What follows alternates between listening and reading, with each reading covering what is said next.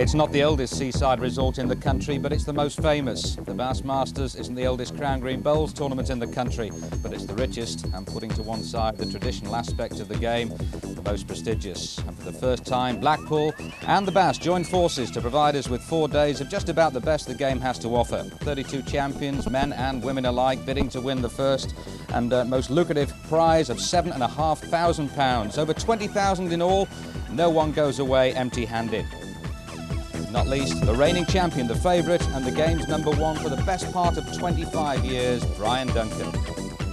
Well, it's there for the team. I mean, it's just how you play yourself. I mean, you've got to look positive and think, well, I'm coming here with a chance and just get stuck in, and if you get beat, well, that's life, you can't do anything about it. Good morning and welcome to the 1994 Bass Masters. As you've gathered, we'd have a change of venue. The Raikes Hall Hotel here in Blackpool, who've been staging major championships for many, many years. Indeed, Brian Duncan won the Talbot Handicap here back in 1974. He was the man to beat then, and he's the man to beat now. Well, Duncan is in fact in the top half of the draw, which we'll be concentrating on today. Another former winner, John Bancroft, a double winner in fact. He's an early starter as well, as is T Johnstone, twice a losing finalist, once to Chris MacDonald, who's also in the top half of the draw. But consider some of the other names. There's Martin Gilpin, champion here in '89. There's Bob Crawshaw, champion in '85, and Norman Fletcher, who qualified for this year's Bass by winning here at the Raikes. He won the Talbot here to qualify for this year's competition. He knows the green and he likes it. But what about the shrewd judges? Probably the shrewdest around the green, the bookies. They don't often get it wrong. So let's join Alistair Mann down there at the green side. Well, thanks, Elton. As you mentioned, lots of former winners, and still Brian Duncan the favourite, even though the change of green. Oh yes, as usual, plenty of money for Brian. Is there anybody else who you fancy? I noticed Norman Fletcher's a favourite with the locals at least. Oh, there's no doubt the Blackpool money's going on Norman. The Manchester money, without doubt, is going on David Copeland and A Buckley. And then, of course, there's the Preston contingent back in Rigby. So there's quite a big split in the money at the moment. Yes, yeah. And the fancied woman, again, is Pat Davis.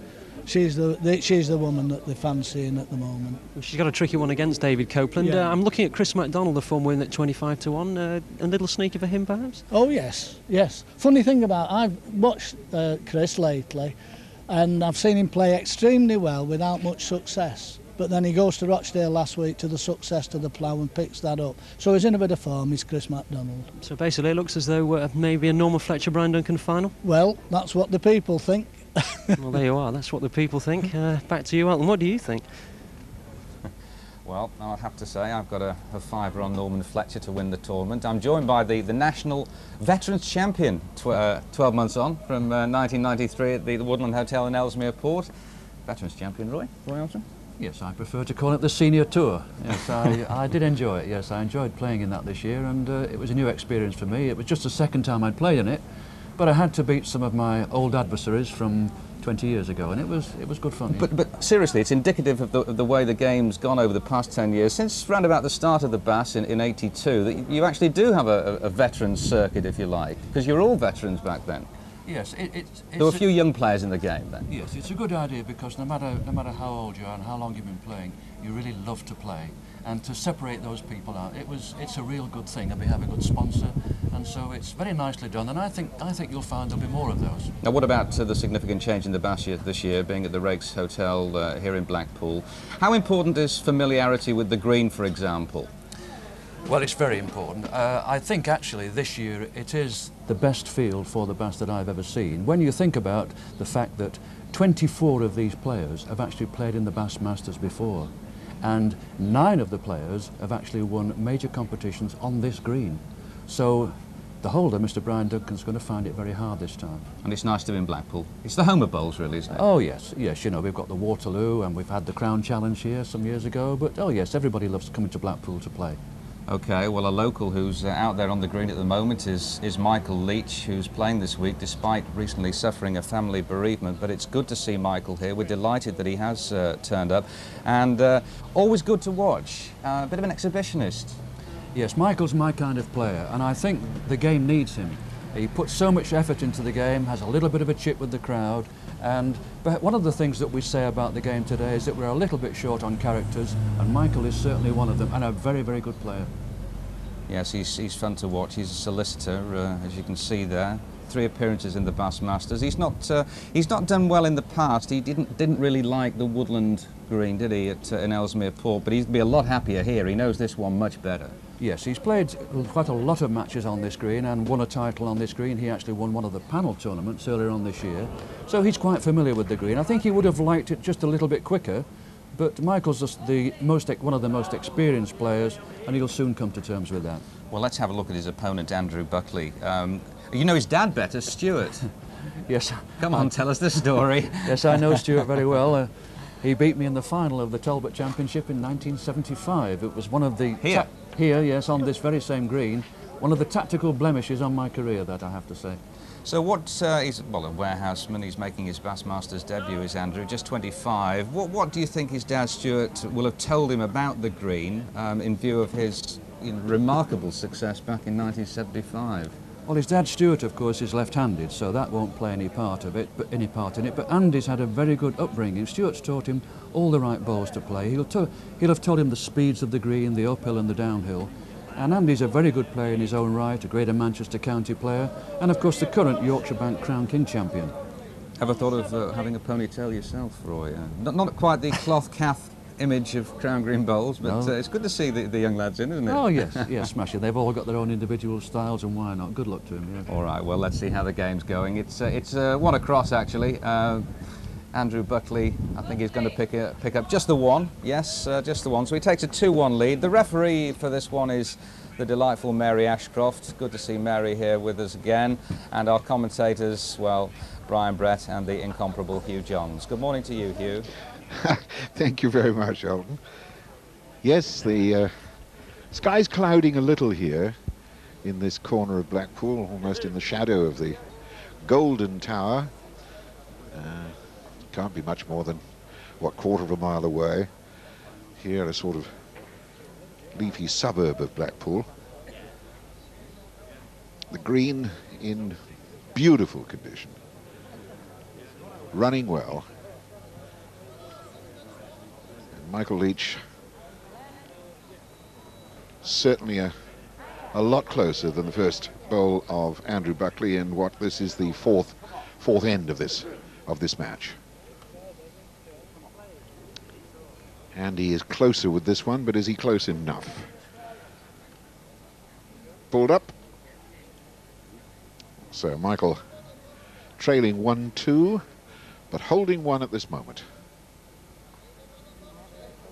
Push that out on an enormously wide track. There's no way that's coming back. That's on its way to Morecambe. So this will be a single to Michael Leach, and the scores will be level at 2 each apiece all round.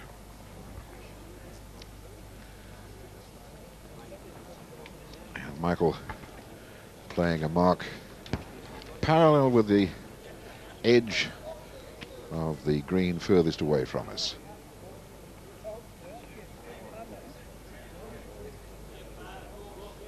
It's got some running in it. Certainly far enough.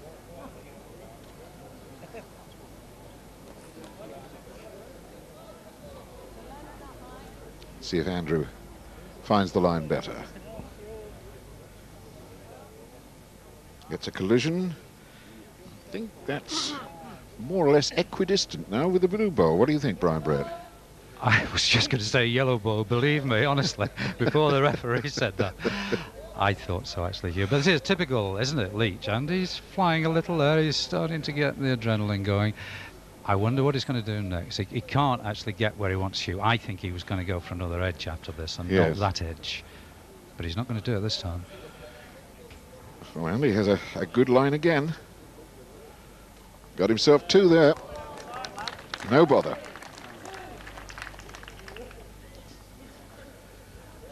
Andy Buckley, Chatterton in Oldham, from that very interestingly named bowls club, the Nimble Nook.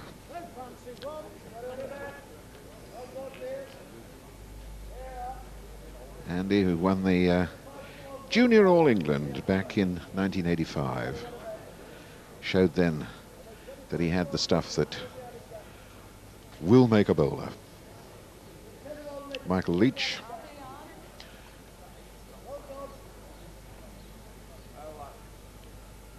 Doesn't bowl for a club these days. In fact, hasn't been as active as a bowler in these last 3 or 4 years as he was, say, 10 years ago, Brian. No, I think his professional duties have made that a little difficult for him, so he doesn't want to let down any teammates by actually joining and playing league bowls these days. There are 1 or 2 around, Hugh, are just tournament players these days. They do the circuit, and there's quite a bit of bowls around, you know. Rich pickings, such as this, 7,500 for the winner. That's the record. Michael, nice little wick. And glides in to pick up a single. So just 1 in it now. Yes, he needed this, didn't he? Just a nice little touch off the Good one. yellow ball. Picks up a single. Michael, who made his first mark, his first real triumphant mark in the game when he won the Crown King back in 1977, beating Jackie Hunt.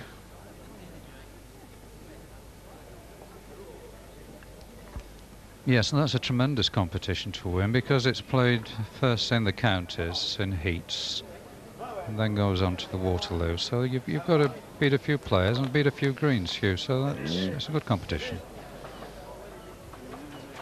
Michael has led well to his own block. That's never going to come back. Not close to the jack anyway. Michael, that sort of swooping action as his elbow almost touches the ground. And his feet tend at times to get a little close to the bowl, and a little word there from referee Mary Ashcroft, just watch it. Don't get within a metre of a running bowl.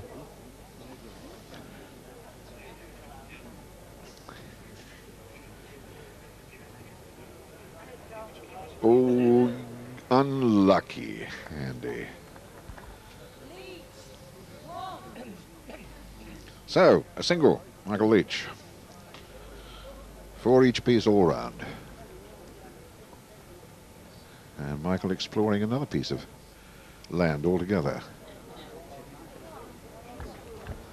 That's a tricky one. That's awfully close to the ditch. Wherever he goes, you get the feeling, Hugh, he's manoeuvring. He's trying to get to an edge. Different paces on this green. Lovely weight. Beautiful. Lovely weight. Now, Andy, you've got something to beat here. He's trying. He really is trying. Unlucky, my son. And the long legs of Michael Leach go striding away after his bowl. Yes. Well, that's a target. If Andy wants to have a bang, he's certainly planning to be far enough. What contact will he make? Saved. Saved 1.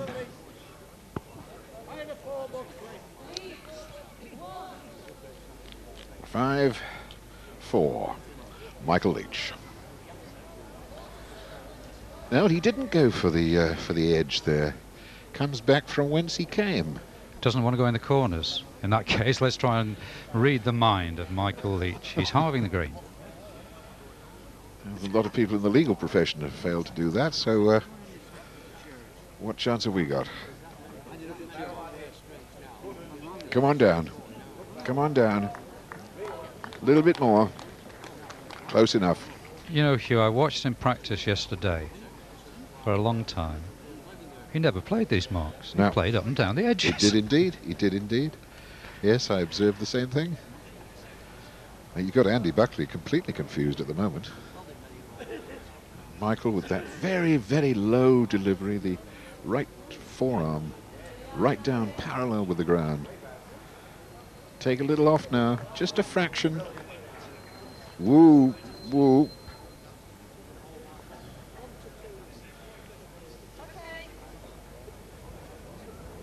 Well, the odds very much favoured. Oh, there's weight here. There's weight here. Watch out. Missed. Straight through. So that's 2 to Michael Leach. No problems at all for him there. A double, 7-4. So let's go down and find out what a former champion, Len Higginbottom, feels about this game. He's talking to Alistair Mann. Yeah, thanks, Hugh. Len, it's one of these weeks where no one's really certain who the favourite is, even though Brian Duncan is listed as such. Yeah, it's an excellent field. Everyone knows Brian doesn't really like the green, but in a one-to-one situation, you know, you can't really back against him. They've got him favourite at 5-1.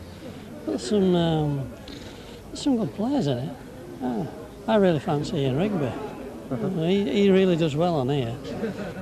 Alan Thompson plays reasonably well on the green. Tommy Johnson's played well this morning. Nice to see that you're here, even though you're not in a competitive capacity. You always like to be here, don't you? Yeah, I like following the balls. I like watching even if I'm not playing. And obviously your success here at the Crown Challenge not so long ago at this, well, a few miles down the road. Yeah, at the Martin Institute, yeah. That's another nice green like this one. Very similar. Well, there you are, the thoughts of Len Higginbottom. Back, the thoughts on this game. Well, the thoughts on this game, Ali, very similar to Len Higginbottom's. It's a lovely green, it's a beautiful setting. We've got a marvellous field of champions. And we're seeing already a feast of bowls here, as Andy Buckley's second delivery's gone out and Michael Leach has picked up another single. So 8-4 after 10 ends of bowls, and Michael Leach certainly seems happy with this particular mark across the green that he's found. This will be about what, 35, 38 yards? No, a little more than that perhaps. They tell me the green is only about 40 yards, Hugh, so you're probably right with your first estimate. It looks bigger, doesn't it? It looks a big green. Yeah. But I've spoken to the greensman, Jack Kirby, and he said, oh, it's about 40 yards.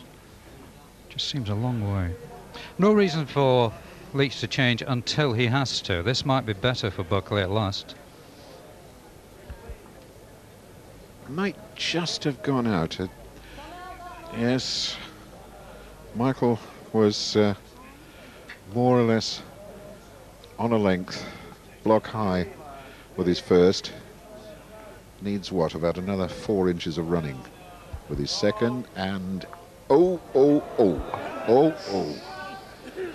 And it all went dark suddenly. That was the last thing he wanted.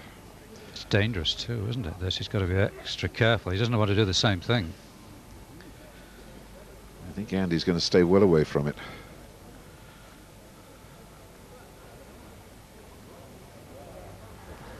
He did, and from the good offices of Michael Leach, Andy Buckley picks up a single. So that ends a little gallop of 6 chalks.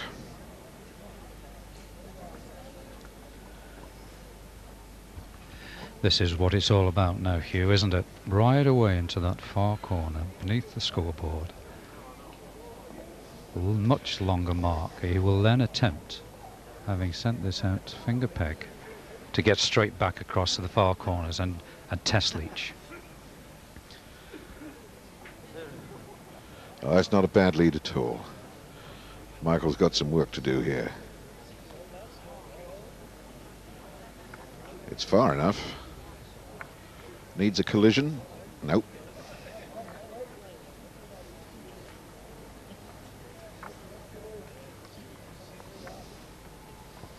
And he could do with about another couple of feet on his first bowl, but has put at least 10 feet on it. Oh, it's there to be won now, Michael.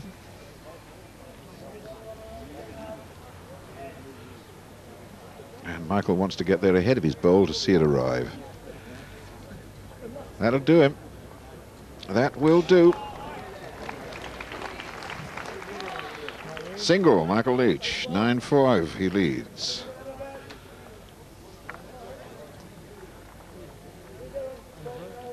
Michael, who qualified, of course, by winning the Spring Waterloo this year, beating Kevin Shaw in a very, very tight final, 21-20. Having taken out our good friend Roy ARMSON in the semi-final. And Andrew Buckley, who's twice failed to make the Bass finals with... he was the winner of the Econ Lift last year, which was one of the Bass reserves that wasn't called up. And so this is his first time in. Taking a chance here, Leach, because it's one of the few marks, Hugh, where you actually go up and stay up. You bowl virtually up everywhere on this green, but you stay up here, so it's a push. That's a dead solid 2. Well, that played very much into Andy Buckley's hands. Well, he's back in business, isn't he? Because he was 8-5 down. They say up to the crown. This is the mark set by Leach and mastered by Buckley for 2. And he's gone back to the corner that Michael pinched off him 2 ends ago. He hasn't got a great deal of choice, has he, really? No. Because they're almost in the centre of the green. This is Leach again, you see, the thinking bowler.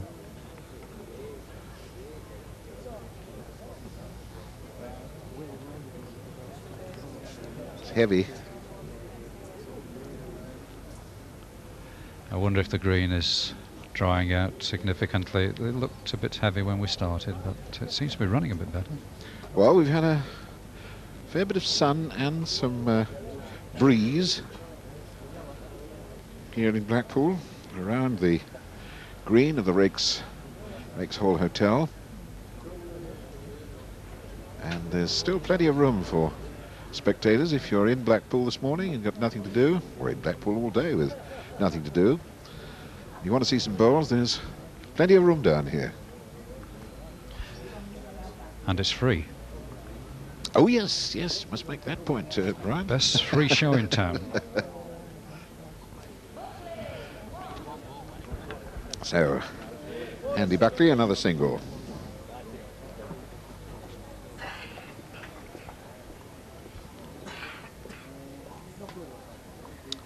(8-9) off the bat.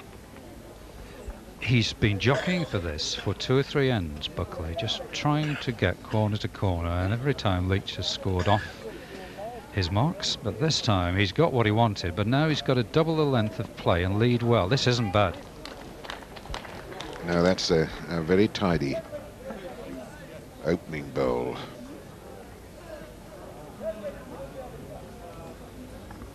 Michael's weight looks a little bit less than it should be.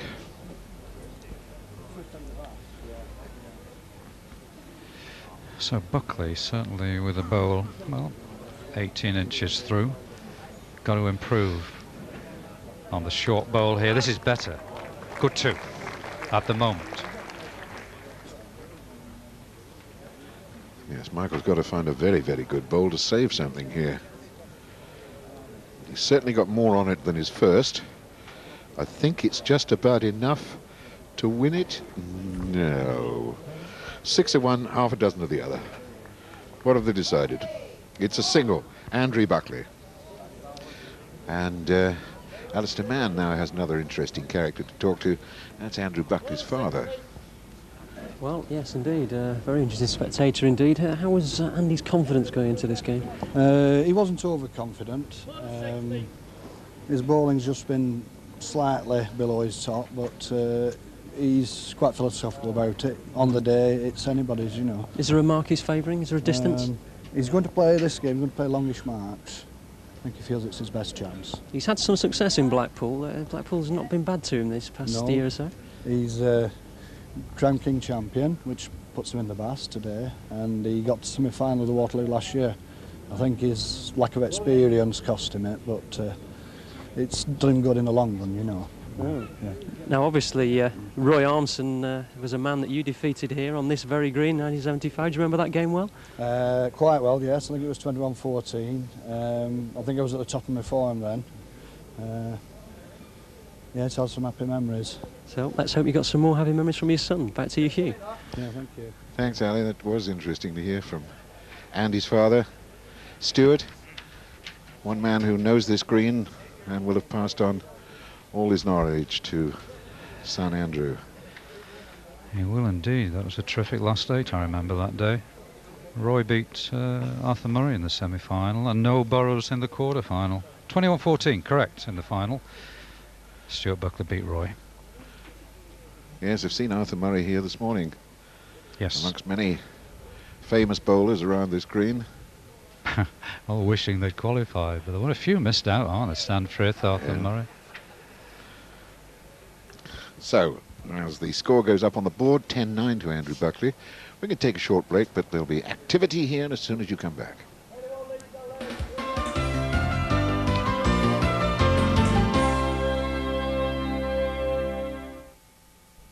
This kitchen has 8 surfaces, 23 stains, 3 million germs, and just 1 Audrey.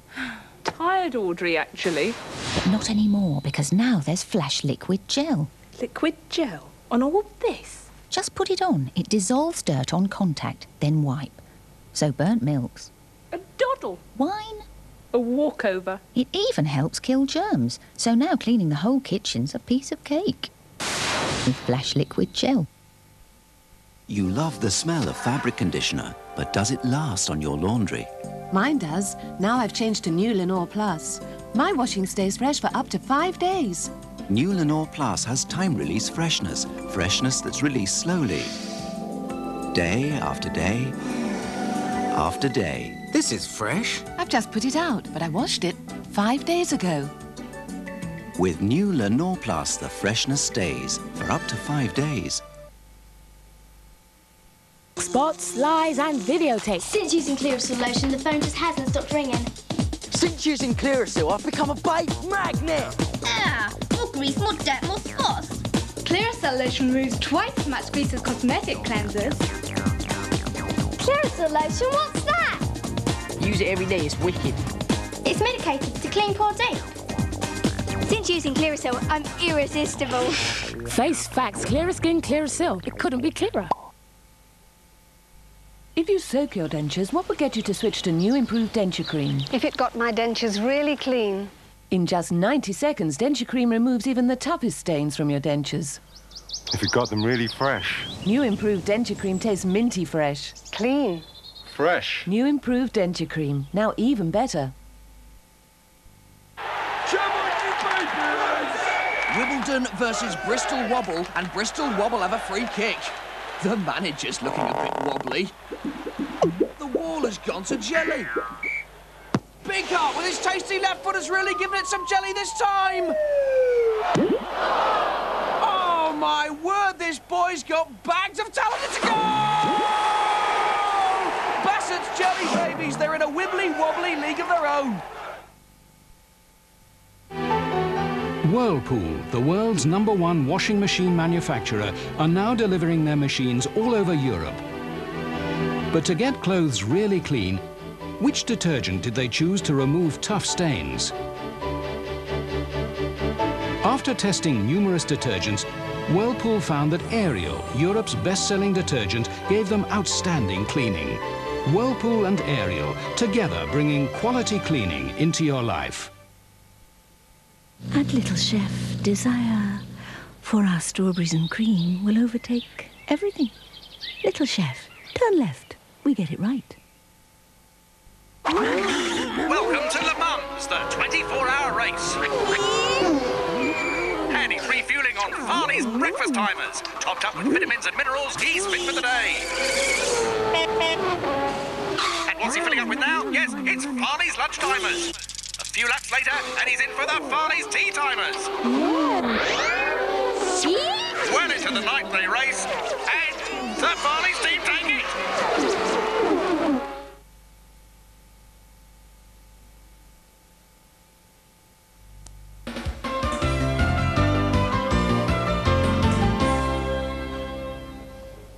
Well, hello again, and as you come back to us,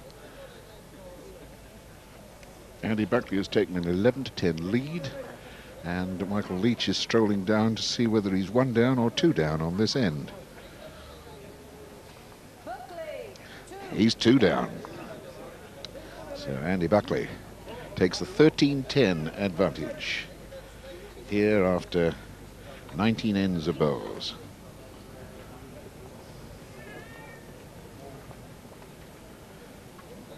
And as his father, Stuart, told us a little earlier, it's long marks. He has the opportunity of going for length. It's just 2, maybe 3 yards short of the corner. What would be called a 3/4 corner mark. And it's found Michael a little bit wanting here. Andrew wants about the same sort of weight as his first bowl. Didn't really want to take anything off it, but he has.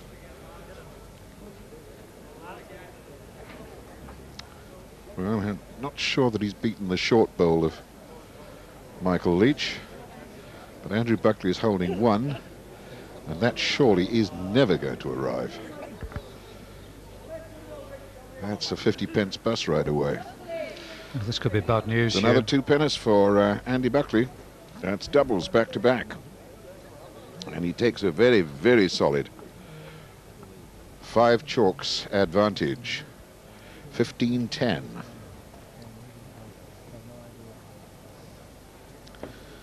Well, that's the score, 15-10, and this game just still not half an hour old with 21 ends played. So they're getting through their work pretty sharpish. Now this is a long mark. That block will not be more than a foot or so from the ditch. And Andrew Buckley was very circumspect about that delivery, wanting to make sure his bowl still stayed on the green. Easy enough to beat, but to stay on the green is the important thing. Now, does it stay? Yes, it does. Gosh, that's close.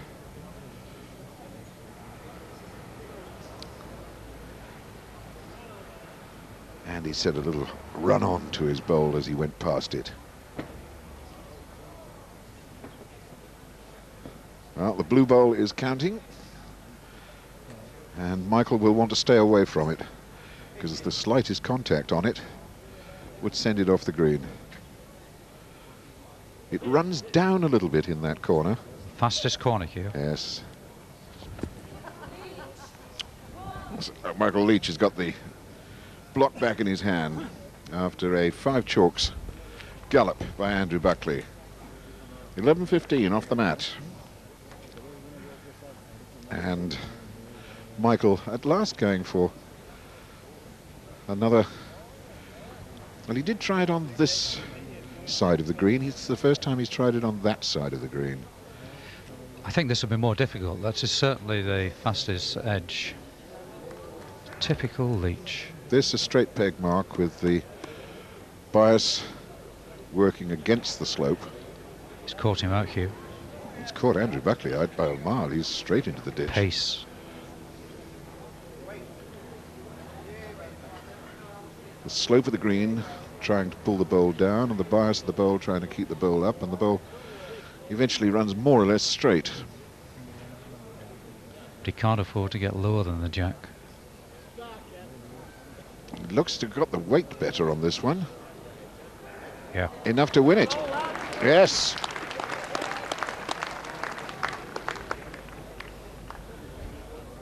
So 16-11, Andrew Buckley leads. And that was the gamble that misfired, because he's ideally placed now to switch the game corner to corner. That's right. He's a bit of a lad, you know, he's Andy. You remember the big tournament at Meltham, the £100 entry one? Yeah. He was in that and he won it. That's right. So that's £100 to enter. It was £4,000 invitation. Put your money where your mouth is, and he did. £100 and won the lot. Look at this.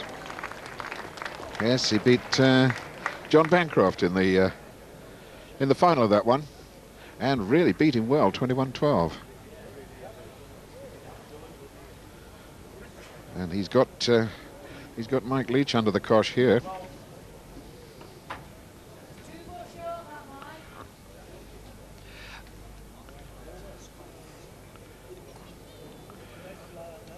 Andrew again on a very, very good road. Come on down and join the first one. Not enough, not enough. So he's certainly only got one. It's a very long way to strike. He may feel he's got to try and do some damage. Here comes the weight. Close, not close enough. One down, Michael Leach. He has to go all the way back and pick up the mat now. Might as well stay down there because that's where the jack is going to wind up in a moment. He may as well get another mat on. That'd be useful. When the game started, Hugh, Michael was 7-4 on to win this, and Andy Buckley 5-4 against. So the money was certainly with Michael because of local connections. We'll pick up Roy Armson at greenside now with another of the great bowlers of this game of Crown Green, Arthur Murray. Radio mic. Radio mic. Radio mic. Oh, I'm sorry, we seem to have a small problem there. Lip readers may have picked up what Arthur was saying, but we were unable to. So let's see what the game is doing. They're bowling almost into the back of Arthur Murray and Roy at the moment, as Andy gets it first bowl way short. And Michael ought to beat this. He needs this. He needs this now. Oh, that's sad. Well, this is the end that costs him the game, isn't it, Hugh? At 17-11 and the first bowl off. Yeah. The screw can just be turned now. Alleviated. Are you getting this now? Michael, of course, with that tragedy, family bereavement, which he's tried to push into the back of his mind to play bowls here, but I'm sure it's been a bit of a struggle for him. Now, well, he's got one back then. Now, where does he go? He obviously doesn't want to go corners, so he's going down the side of the green. But of course, this is a gamble, as Brian and I was saying earlier. He's got to win the end every time.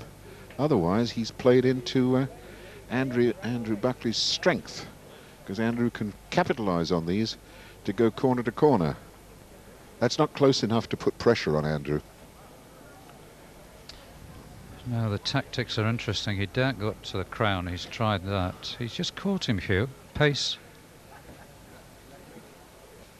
But Andrew learns quickly. I remember on the last time that Michael played the edge, his first was well through, but he learnt and won it with his second bowl.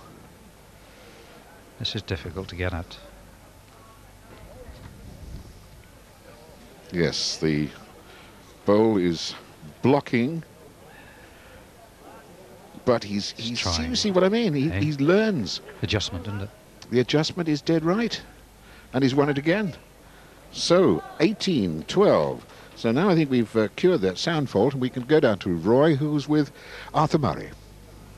And with me is Arthur Murray, a double Waterloo champion, one of the most famous names in bowls. What do you think of this morning's play, Arthur?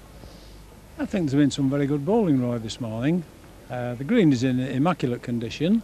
It's leading itself for some good playing, which we're getting. Yes, what about this game that we're seeing now, Michael Leach and Andy Buckley? I'm sure you must be quite impressed with Andy Buckley. Yes, yes. One little criticism, I think they've both got a train to catch. They're in a hell of a rush, aren't they, to get this game over? Yes. But yes. Andy's certainly playing very well. He's come back from the dead. What was he, 9-4? And I think he scored 11 while Michael scored 1-2. Yeah. So he's certainly come back from the dead. Playing very, very well. Very good, yes. Thank you very much, Arthur. Yes, they are, as Arthur was saying, galloping. Not Arthur's style at all. Arthur was a good, slow, gentle, take your time, sort things out. But these two, they are galloping. Andrew Buckley is 25, Michael Leach 47, but they're galloping around like 18-year-olds. Now, Michael. Surely. Well, it's a bit of a wayward end, this. I should think they'd probably need measures for this, would they? Should take one apiece or none apiece, in fact. I think... it's a big end, I tell you. It's a Buckley end. Yeah. There's a resigned look in Michael Leach's face. Yes, a single. So, another single to Andrew Buckley. And you've got to give him credit, Andrew. He's got to his corner marks whenever he was able to, but he's learnt from each bowl that he's bowled on the marks that Michael Leach would have been favoured on, and pinched the block away from him. I think he's been helped by Leach probably not leading on his own marks as well as he should, Hugh.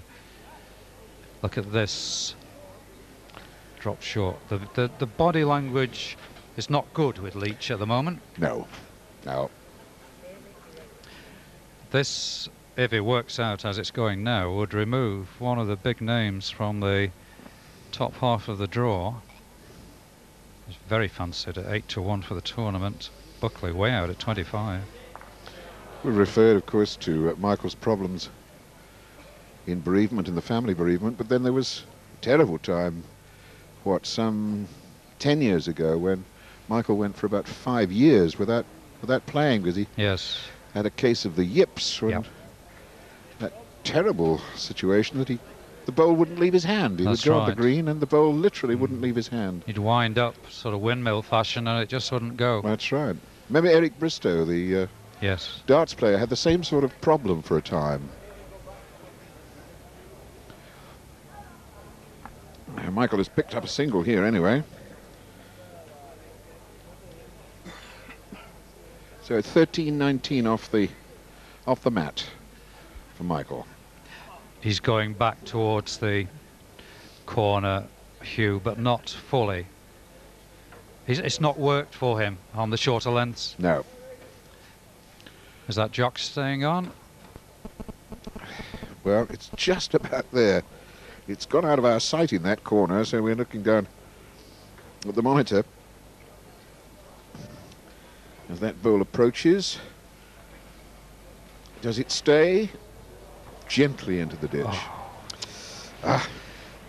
He's not had much going his way. No, he hasn't. Let's see what Andrew can do. It's a great shot, that, as it comes up over the crown, down the other side. There's a couple of undulations there. Now it's got to turn sharp right. Left as we look at it, of course. Didn't come in enough, and Andrew shakes his head. That immaculate green down there, beautifully cut. Michael Leach's feet just out of range.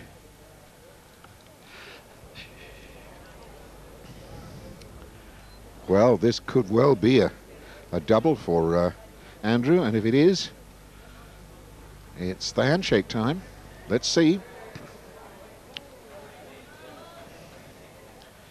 If it stays on, it is. Andrew Buckley takes out one of the favourites here in the Bassmasters. Michael Leach is out of it. 21-13, he takes him down.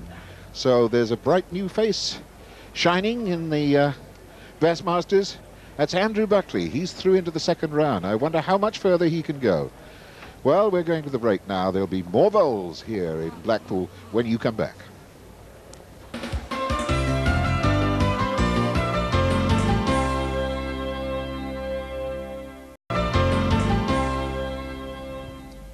Welcome back to the Raikes Hall Hotel here in Blackpool for further coverage of the 1994 Bassmasters. I'm joined by the familiar face of John Bancroft. Second best record in this tournament, John, and yet a change of venue. You happy about that?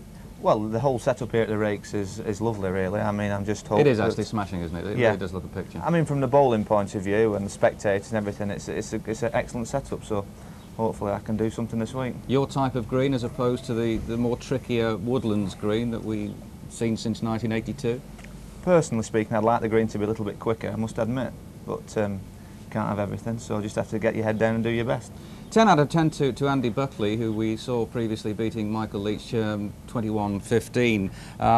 It's an awesome prospect, isn't it? Your first game in the Bass.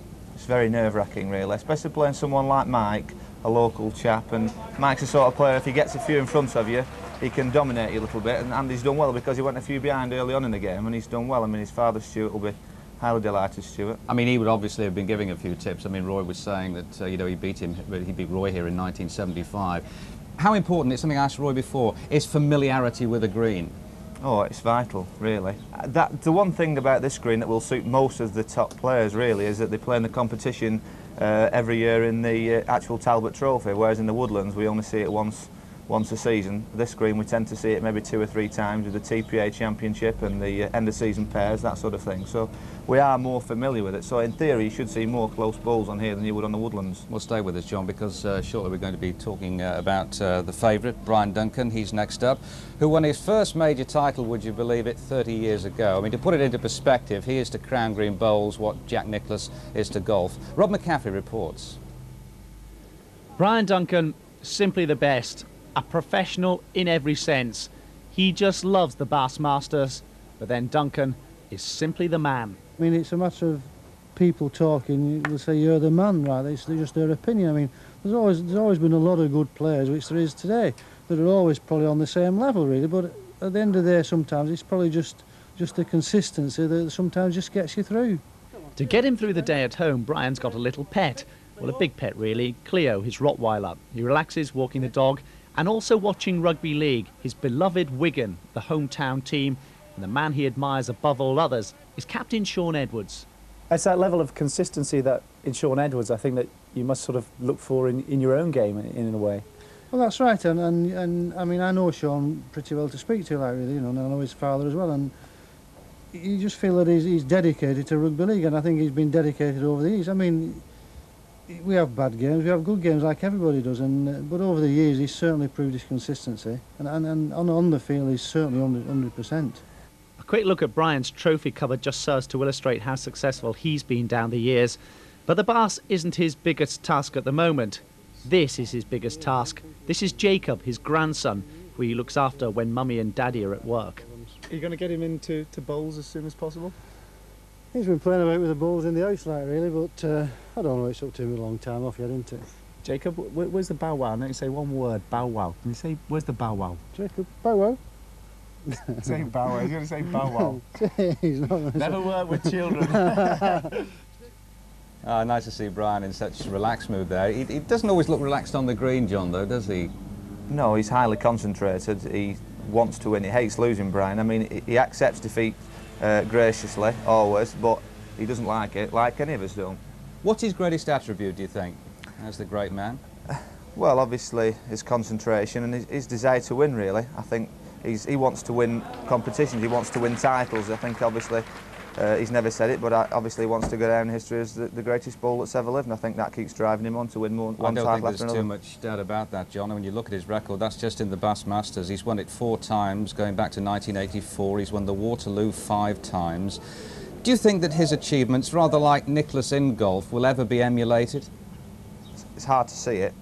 A few of the old timers will probably disagree with me, but I think the game is becoming more and more competitive. There's more good players around and about entering competitions, so it's harder to win. It's hard to see, possibly in the future, but there's no one up and coming really who's sort of showing that sort of level of consistency. He's actually behind at the moment, but of course that's nothing new because he is a relatively slow starter. There's his opponent today, Mike Knowles, playing with red bowls. Yes. John, that's unusual. As long as I've known Mike, he's always played with the same set of bowls. He never changes, whatever the green, whatever the conditions. He's stuck with those for a long, long time. I don't know quite how many years, but he's had them a while. He obviously knows them inside out, and he likes the feel of them. It's been a while since he competed in the Bass Masters. 12 years, in fact. Yeah, I think it was the first year, if I'm not mistaken. That's right. It's going to be an interesting game. Mike needs to get in early on and try and dominate the game on his shorter length type marks. If Brian gets going in the corners, well, we might see a one-sided game, but Mike needs to get in early and sort of dominate the game. One interesting thing, just before we hand over to the commentators to watch out for in Mike Knowles' game, is his striking prowess. The hardest, the fiercest striking player in the game, by all accounts. Well, I tend to think he doesn't strike quite as hard now as he used to maybe 5 or 6 seasons ago, but he's certainly, I think, the most accurate. And the interesting point is, if he hits the first time, it just gives him the confidence, and he'll start striking at balls that most players will be trying to beat, and he'll try and strike at 2-foot balls possibly, because he's so consistent at hitting them that he doesn't have to try and lick them, he'll just knock them off. But he needs to hit that first one and keep his confidence going. People think that striking is a bit of a brutish way of playing, but it is in fact an art form in itself, isn't it? Especially when you're going 57 yards, corner to corner. It's not easy. I mean, it's like any other form of the game. You have to practice at it. I'm sure Mike does. I mean, in pairs play, Mike's one of the best back players because of the striking aspect of his game. He'll be no stranger to Brian. I'm sure he'll have played him a few times in the past, so he'll know what he's got to do to win. Thanks very much indeed, John. Well, it's certainly a good start to this one with Mike Knowles leading, the 4 times winner of the Bassmasters, the greatest player, as John said, the game has ever known, Brian Duncan. Duncan leading in this end as we join our commentary team of Brian Brett and Hugh Johns. Thank you, Elton. And as you were saying, Elton, it is very tight. There's nothing in it, like our front room. 4-3. Mike Knowles has a lead. And I think, yes, that ball has just won it for Brian. And there's a thoughtful look on the face of Mike Knowles. What is in his mind? Yes, here we go. Missed. 1 to Brian Duncan, so they're dead level, 4 each apiece. And that was the sort of thing that Jacob, Brian's grandson, looking at Grandad, thinking in terms of bow wow, and wondering if his Granddad's going to take a bow in about half an hour's time. Well, he's going to have to get rid of the dogged Mike Knowles first, Hugh. He's stuck at it. The thing that Knowles has already done is, do you know, he's brought Duncan out of the corners, hasn't he? He has. And that's a bit of a surprise. Well, Duncan knows that he's got to go far enough to keep out of firing range. But Knowles, over the first few ends, played extremely well in the corners. I think there's a little uncertainty in Brian's mind about the green and about the type of bowls that best suit this green. Well, Brian was saying to us yesterday when he was having a little trundle here, been having a practice here for 3 days, he was saying that this very first game is always, in the Bassmasters, the most difficult game of the lot. Once you've got that one out of the way, then you can develop a bit, but I have a feeling that there's going to be a big cannon unleashed here. It's a wide target, jack and bowl. This is the 3rd time he's had a bang, and he's missed again. And that's going to be disturbing for Mike Knowles. 2 for Brian Duncan. So Mike Knowles, a downcast look on his face. Hasn't in fact featured in a number of big wins in recent years. Won the Bass Mile Challenge. That was a tournament organised by Bass specifically to encourage club bowlers to have a chance of getting into the tournament. I think they had entries from something like 114, 115 clubs, Brian. That's right, from somewhere like Barrow down into North Wales, Merseyside, Lancashire, Greater Manchester, Cheshire. Played on their own club greens first and then moving into sub-finals and a grand final. But he was here in '82 in his own right as a winner of a major. But you're right, Hugh, he tends to do well around the Manchester area. He's very well known. Been bowling a long time. He started 32 years ago. He's 10 years old. He first got the bug, the Crown bowls Bug. And he's certainly bowled a cracking opening bowl there. Let's see if he can couple up with it. It's not quite touching, so he's not in line for the £500 special prize for 2 touching bowls. Well, he's got two on the scoreboard, and so they're level at 6 each.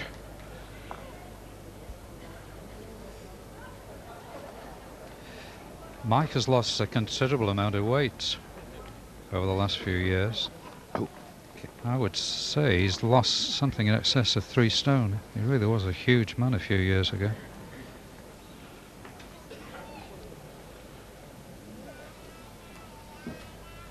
Well, it's strange actually to be talking about the blue bowl is counting when it is patently, obviously not a blue bowl. We know what he means. Not many play with coloured bowls. Yeah, I remember Richard Watts tried to introduce them at the Midland Pairs at Rill some years ago, and most of the bowlers didn't like them, but Mike likes them, and they work for him. And that one's working nicely. Steady up. Whoops. So, Brian turned his bowl over and got it right. But has he rolled away from it? Yes, he has. So it's still a single. So a single for Mike Knowles takes him into a 7-6 lead. So let's go down to Alistair now, who I think has got Andrew Buckley with him. Well, and Andy, euphoric, I would have thought. You weren't too confident going into it.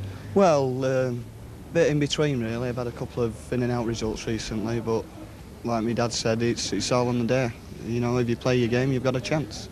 And you can't afford any mistakes with these sort of players.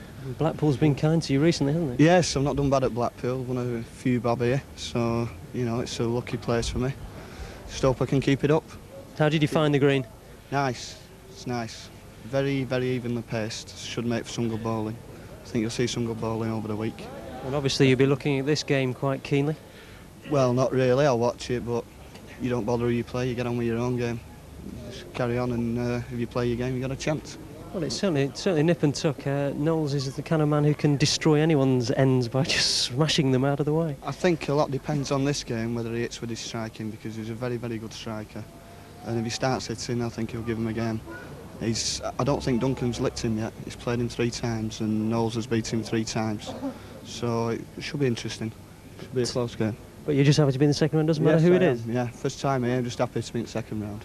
Well, there you are. There's the philosophy for the week. Hugh. Well, doesn't really matter how big they are. Andrew, with the brashness of youth and the first time in the tournament, he's ready to give them a bang. And at this precise moment, it is 6 of one, half a dozen of the other. They are 7 each apiece. So you can pop down to the bookies and pick whichever one you like.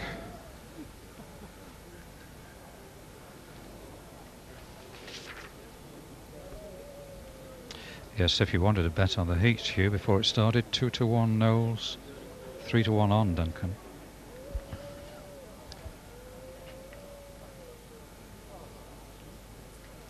Well, here comes the big red bowl again. Just about the right weight, maybe, what, a couple of feet through, but it's counting at this moment. That's the one that Brian's got to beat.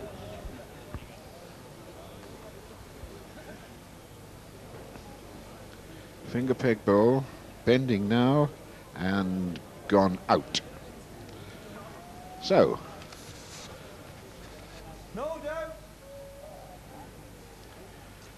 Mike Knowles counting 1.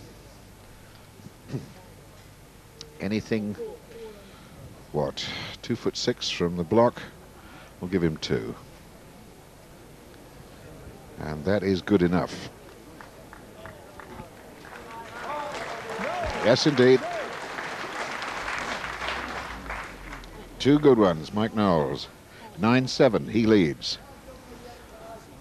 Duncan returned to the corners, having tried to shorten the game without a great deal of success, but I think the problem with Knowles, Hugh, is that he's got such a reputation as a striker that we lose sight of the fact that he is a very fine bowler.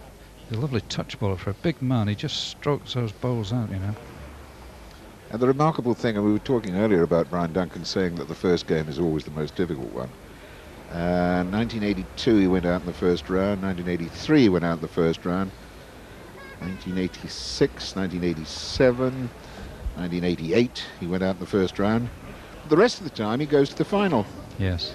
He wins it last year, 92, 90, and got beaten in the final by Robert Crawshaw in 85.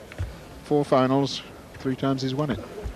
Remarkable yes, record. He began to know the green better than anybody purely by virtue of winning on it. Not a tournament green, but this is, so that pretty well everybody who's competing will have played on this green in a tournament conditions.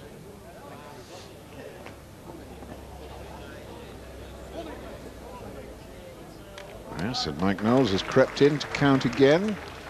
So the count is against Brian Duncan's last delivery. How does he change it? He still thinks there's room to use that hand. Well, it's certainly got the running. He's right. Yep. The little collision took the last bit of running off the bowl, dropped it right in on the kitty.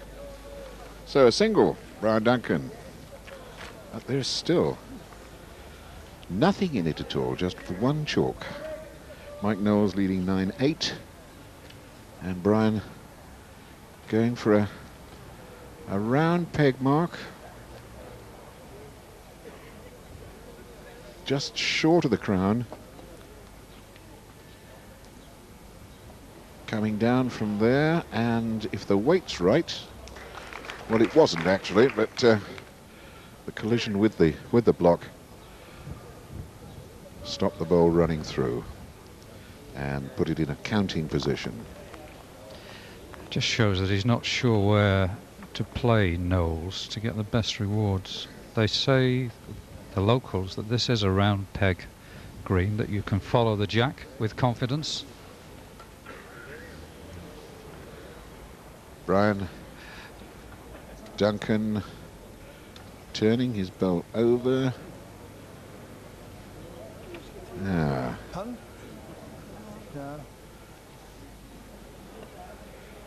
He's followed him. Well, he's certainly going to be up. Definitely needs to hit something. Saved one, might have won it. Might have won it. He has. Yep. Yes.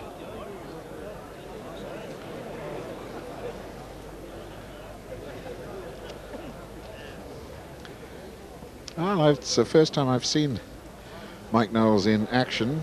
Heard a lot about him, but what impresses me at the moment is that he learns from every bowl that he bowls, and the next one he has learnt whether to put it on, whether to pull it back, whether to go wider, whether to go narrower.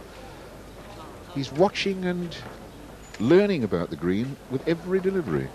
I think that has been a feature of the opening day's play with Andy Buckley's great quality being that ability to correct second bowl. Yeah.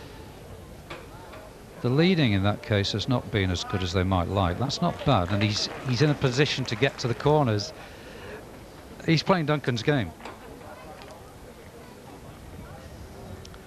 Brian's road is good. It's all about weight now. Just outside. Just. Now both of them have a tiny amount of correcting to do.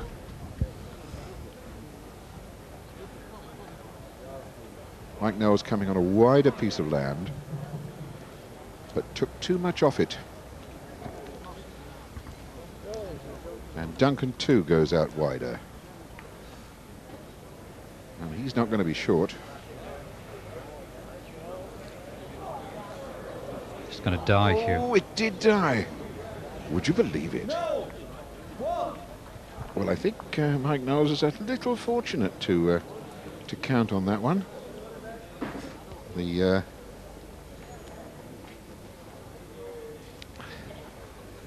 first bowl, the lead bowl, was the one that that won it for him.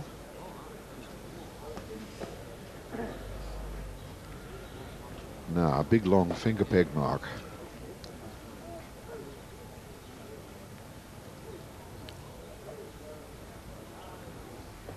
Didn't quite follow the jack. In fact, not didn't quite, didn't by a very long way follow the jack. Well, we're back to the correction, aren't we? Duncan will learn. You can virtually go straight for the jack there. Ah, he's close enough to win it. A lot of work for Mike Knowles to do. And that looks to be underneath. They can hold up better than you'd think, but it's just swung away. The pace took it away. Yeah.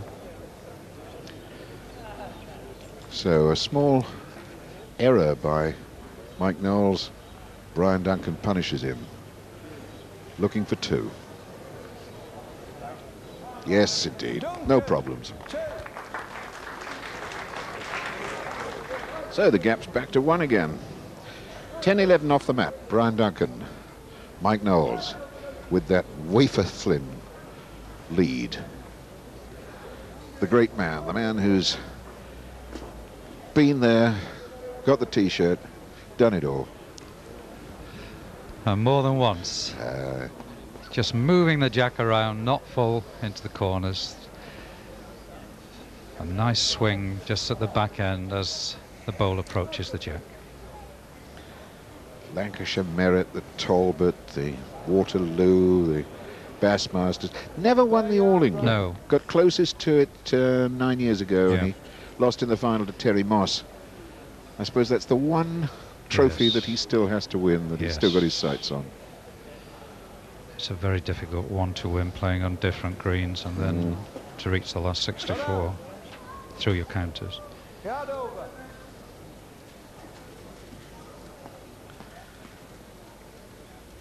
Now, well, it's there for the winning, Mike Knowles.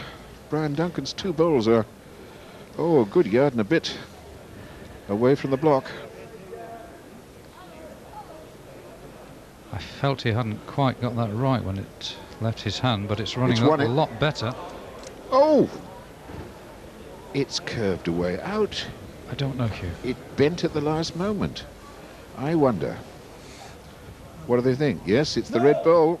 It's the red bowl. The blue marker, Mike Knowles. And as Mike Knowles takes a 12-10 lead, a man who will know this ground pretty well indeed, with Roy ARMSON, is Jack Kirby, the greenkeeper.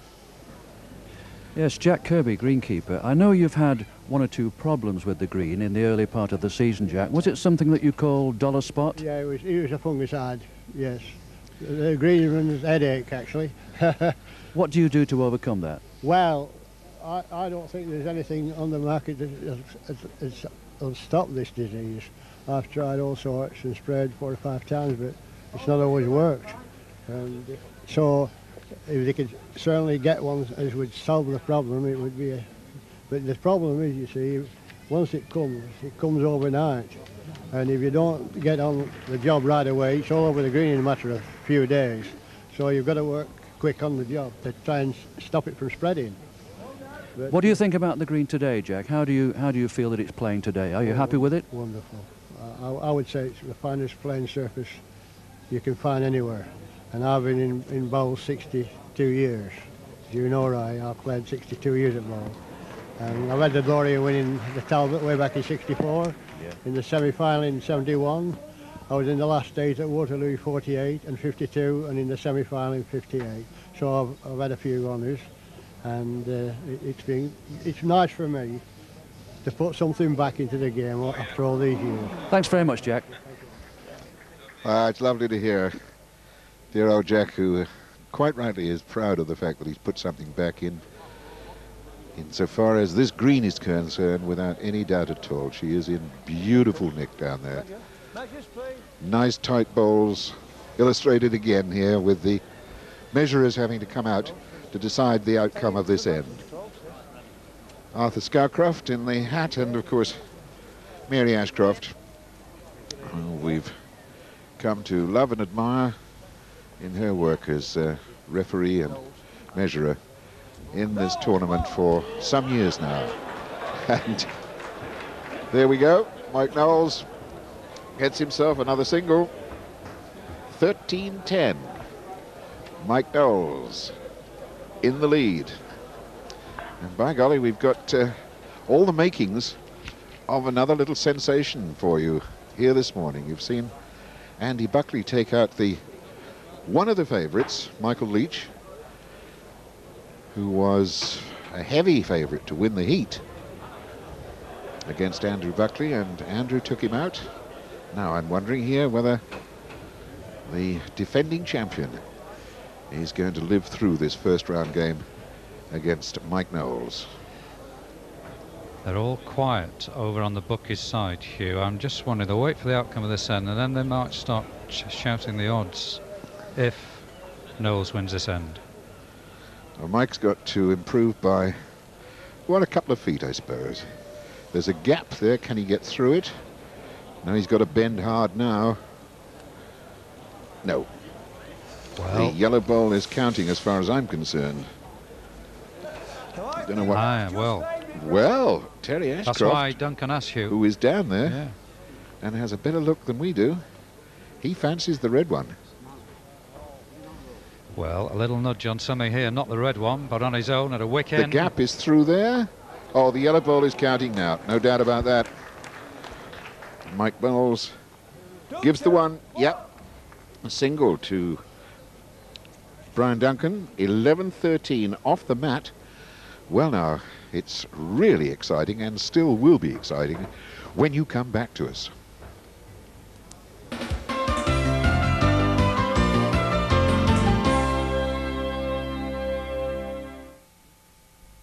This iron is remarkable. Thanks to designer dimples in a stainless steel air glide base, it glides on little cushions of air, so it's very easy to use. The new Rowenta irons with power steam and air glide. Designer dimples mean easy ironing.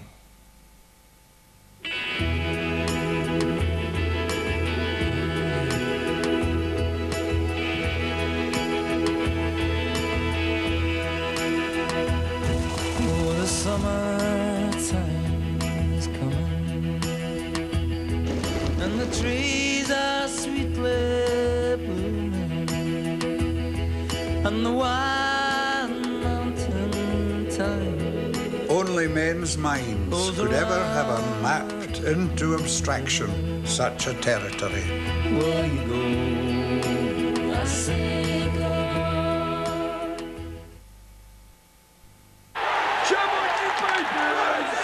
Wimbledon versus Bristol Wobble, and Bristol Wobble have a free kick. The manager's looking a bit wobbly. The wall has gone to jelly. Big Heart with his tasty left foot has really given it some jelly this time. Oh my word, this boy's got bags of talent. It's a goal! Bassett's Jelly Babies, they're in a wibbly-wobbly league of their own. The burning pain of excess stomach acid may be put out, only to come back. And back. And back. But one little pill of Pepsid AC helps put out the pain and controls excess acid for up to 9 hours. Pepsid AC, available from your pharmacist without a prescription. Acid control for up to 9 hours.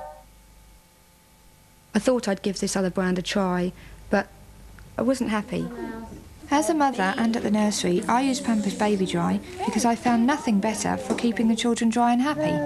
With the other nappies that I tried, Freya was fine to begin with. We got out all the paints and she was enjoying herself. She started getting miserable. I didn't expect it to be the nappy, but it was. Her skin was almost clammy. It made me wish I'd stayed with Pampers Baby Dry.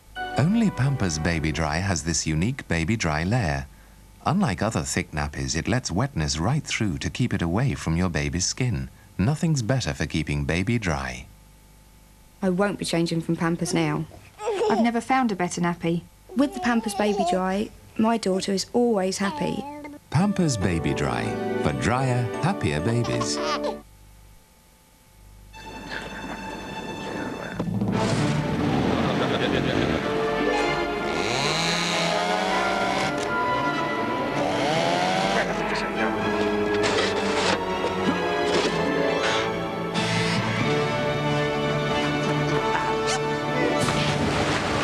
There is a better way to find the ultimate refreshment. 7-Up. Extreme refreshment. A massive 10% off your summer 95 holiday and just £1 books it. It has to be 80 Mays now.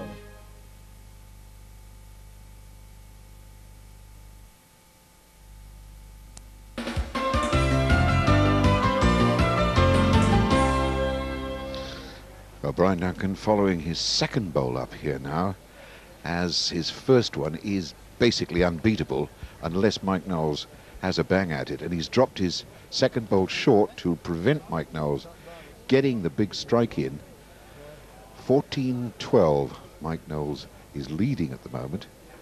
His first bowl went into the ditch, and he's got a collision with this one. What happens?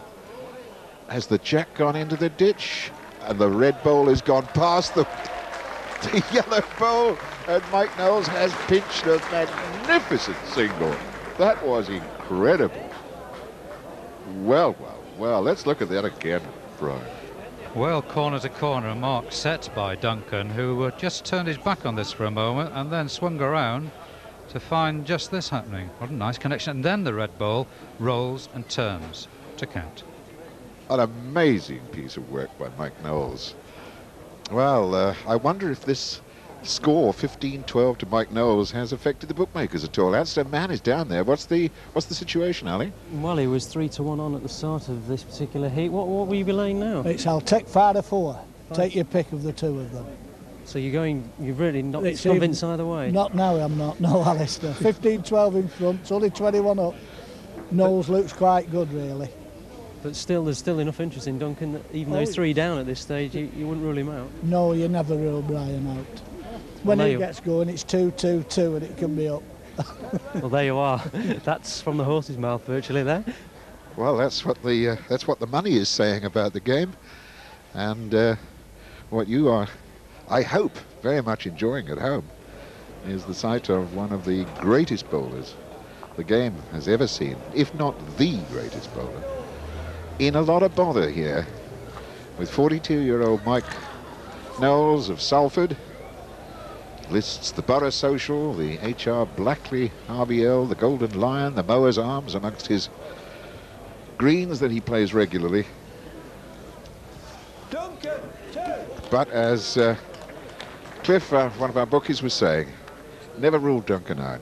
Gets 2s back to back and suddenly he's back in business again. Here's a 2 for him.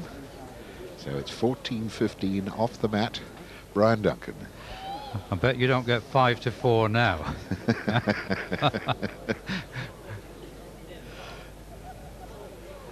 Move the jack, still corners. Got to go a distance because of the striking power of Mike Knowles.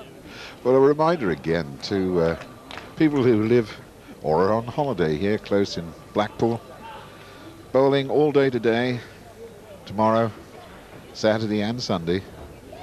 And if you've enjoyed what you've seen on the box this morning, why not come down and see it live with us here at the Raikes Hall Hotel.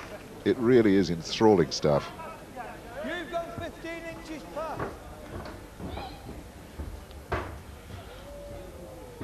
Difficult to beat this. He's got to be far enough. There's not enough room around it. He thinks he can drop. Can he I'm not come so back? sure. Out on the bottom line. Hey, what's the odds of Mike Knowles picking up a double here? Difficult. Doesn't seem to have the running to arrive. He's got to be oh so careful that he doesn't move the jack. He's trying. Gosh, it is. Now, has that beaten Brian Duncan's nearest bowl? No, it hasn't. A single. Mike Knowles, 16-14. Well. Hugh, we're looking at this, and at 16-14, it doesn't quite reflect what's going on out there, because Brian Duncan, the king, going for his 3rd successive Bass Masters, is not happy. He's not looking right. He is not sure about this bowling green. He's not been the best of form. We think that he's taken his bowls just to have them adapted a shade to make them less strong than they were. All the signs are that Brian is not convincing at the moment. Well, Mike Knowles has settled to his work awfully well. Whoa, whoa, He's whoa, unlucky. gone. That was a lovely ball. Just that fraction too much. Mike playing with those 212, £2.12 lignoids. Yeah. Not quite sure exactly what Brian's got this morning. He's Well, usually around about 212. Yeah, they were the ones he was practicing with yesterday. And Yeah. somebody said to him, "Are you happy with those?" And he said, "Well, I'm not so sure." But Jack Kirby, the greensman, said strong bowls on here can work well, but you've got to bowl them. Top and bottom is you've got to bowl. Well, that's won it for the moment. That's the one that Brian's got to beat. The strange thing is he's only counted 2 doubles, and we're into the 25th end. That line looks beautiful. All about weight now. Does it stay? Yes, it does. Yes. Brian Duncan, a single. Well, really, there's been so little in it all the way through this game. I don't think there's ever been more than a 2-shot gap. I don't know, there was an 11-8 lead by Knowles at one point, and a 13-10. But 2, maybe 3 shots is as much as there's been between them. But it's always been Knowles, you feel, who's had that edge. He had a 14-11 at one stage with a strike that paid. Oh, Brian. I think that was a case of Roy ARMSON said earlier, not believing the jack. Yeah. But they're playing different land every end. Nobody's settled. Mike wide.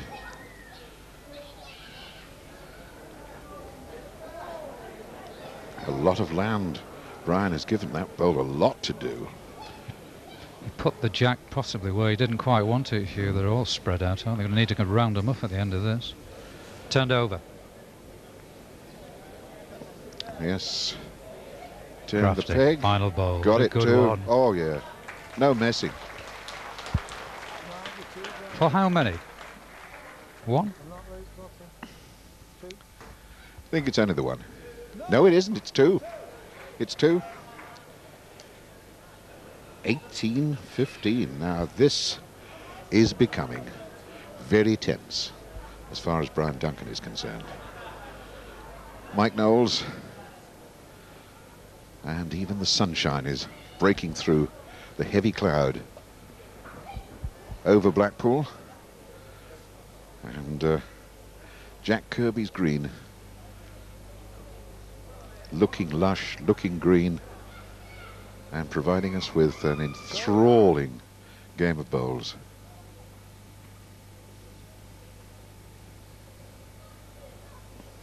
Silent out there, wanting to see what happens. Now, Mike's going to wait, Hugh, and ask Terry Ashcroft just to confirm who is on. He thinks he's on. Oh, no. and Terry Ashcroft's got a good eye, and he fancies Brian Duncan's bowl. He's a fine judge. He'll be right.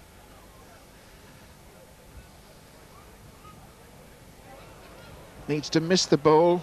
Oh, well, absolutely no doubt about it now. Brian Duncan is holding 1. Can he get 2? It's gone out. 16, 18, just 2 chalks in it. And we've played 27 ends of bowls. What a difference in this game between the previous one with Andy Buckley and Michael Leach, when they were charging around. Flying, weren't they? All over the place. The whole match was over in just over half an hour. Brian's not one of the great runners. Well, he used to have a little trot, didn't he, Brian? But, well, he's 50-ish now, isn't he? Grandad. Grandad. He's the oldest man in the field, strangely. Greatest bowler. Still. Look at this. Oh, what Look a at beauty. it. What a Beautiful. beauty. Pressure now, isn't he? He's under all sorts of pressure. His title's on the line. He needs 5. And this man, Mike Knowles, needs 3. Flying. Gone through. Not by very much. Depending where Duncan puts this, there may well be a bit of heavy artillery coming up. That's a good couple. That's Oh, it's a beautiful 2. But it's a beautiful target. It's vulnerable. Watch here. out now for a red bomb to come flying down here. The fastest and hardest striker in the game. Has he made a contact? Oh, by a whisker. 2 to Brian Duncan. And they're level. 18 apiece. Just Let's wonder have a look at whether- that strike again. Yeah, It well, didn't it's the miss by right decision much. for you. We got a bobble there, didn't it? Yeah. A whisker. Yeah. That's all. I wonder whether sometimes he turns to the firing shot a little too quickly. It's worked for him in the past. Hello. So, Brian, way, way down into the far corner. Now.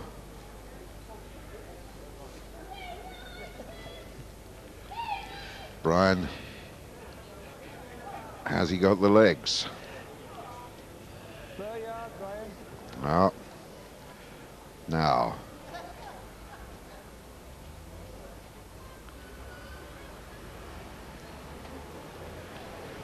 Got a lovely road here. Yes, It's he's just a got- question of weight, isn't Just it? going to beat the short bowl.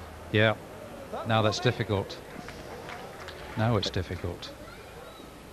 Yes, those 2 bowls blocking the road to the jack, the orthodox road. He's gone way out underneath. Can't do it. No, that's it's on its way down to the seafront. Now, Mike doesn't want to make a collision with the short blue bowl, a white short yellow bowl. With reds and blues and yellows, it gets confusing at times. He's on the side of caution. Yep. I think he put that in such a way to save carrying it down there. So, 19-18. Mike Knowles. 2 to pull off the biggest upset of this year's Bassmasters. Yes, the old adage, if you're going for game, you go somewhere new. Certainly never been here before. Been most places.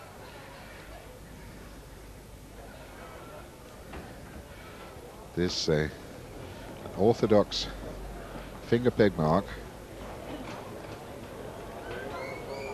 Round peg. Took that too narrow. Needs to be up above the jack, then drop down onto it. It's got the land. It's all about weight and running now. Pulled up short. Well, Mike's holding 1, needs 2 for game. Could get it with this one. Certainly not going to be short. Certainly not going to be short. Got to avoid. It's gone out as so far as counting for 2, has it? I think he's signalled 1. Brian This is Duncan. not bad for this one, Hugh. This looks like a winner. Yes. 1, Brian Duncan.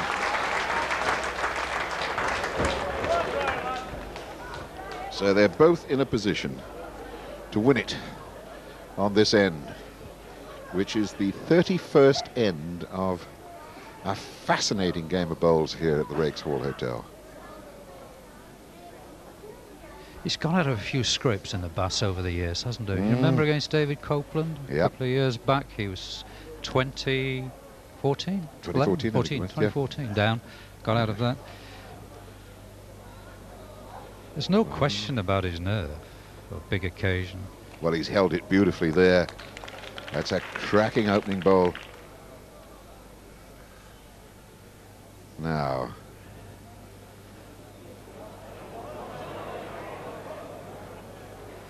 It's underneath, it's short.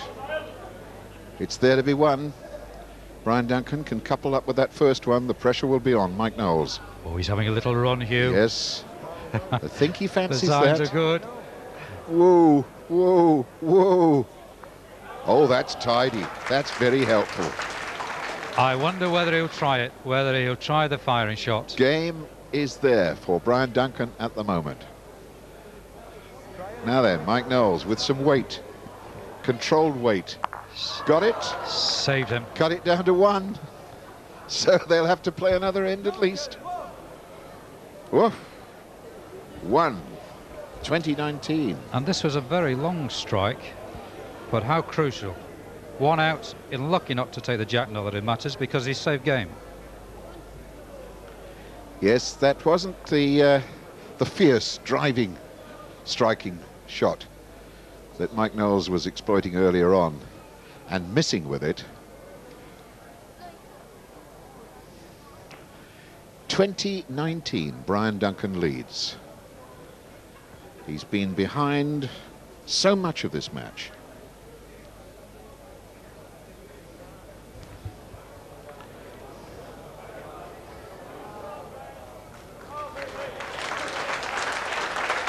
Over the last couple of ends, Brian Duncan has suddenly stepped up a gear.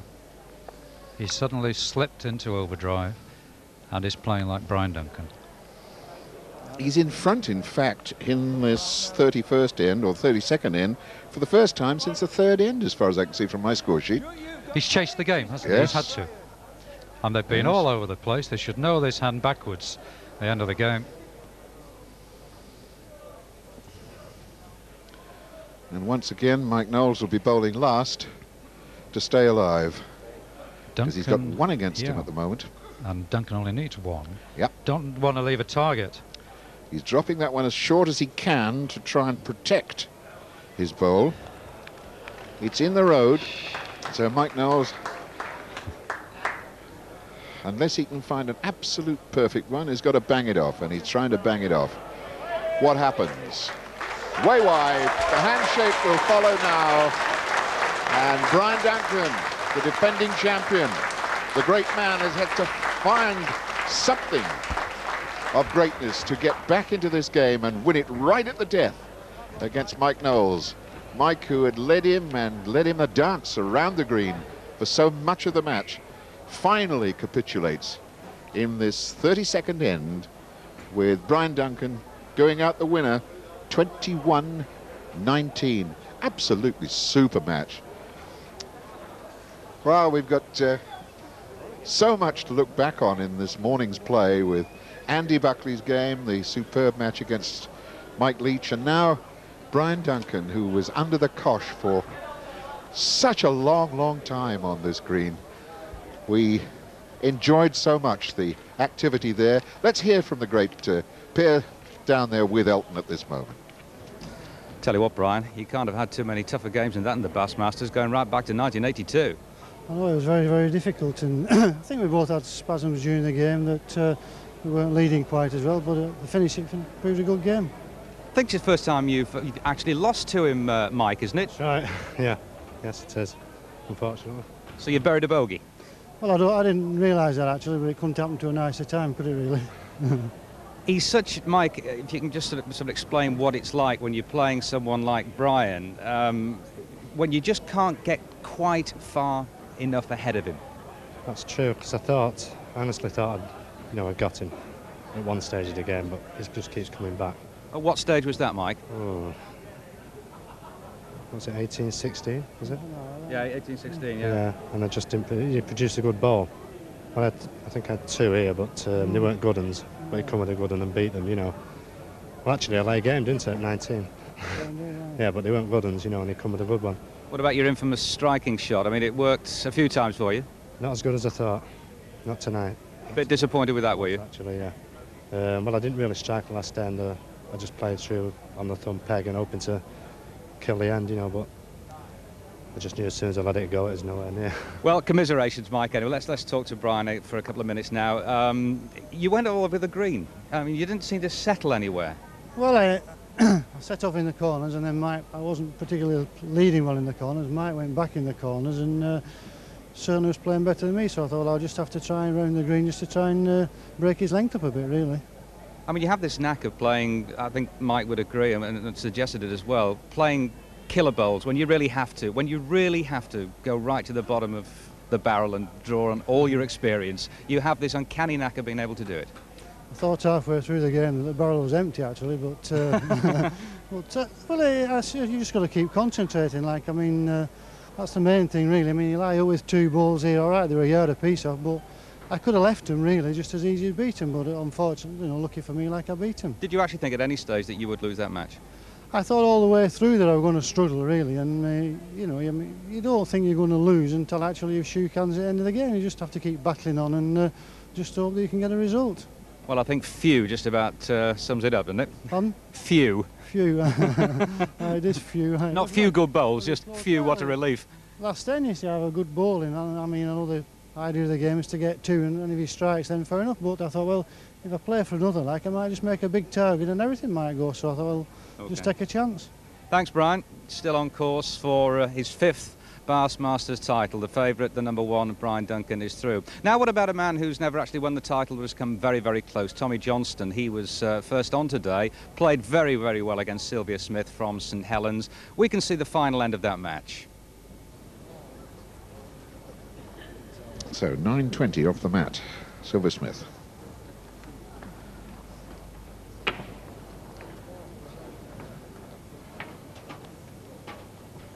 And I think that's the second time in this match that Sylvia has actually scored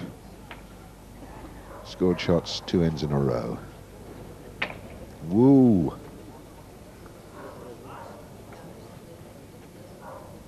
Down near the ditch, this side in front of the grandstand. They'll run on a bit if they go past the block. Tommy very nearly on a dead length, and that's certainly winning it.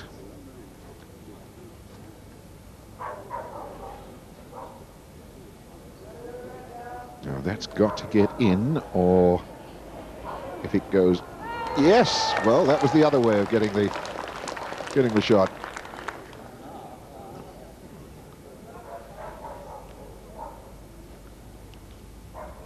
That's got just about the right weight.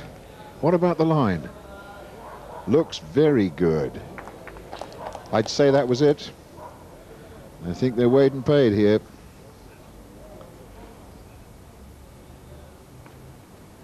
Tommy coming up.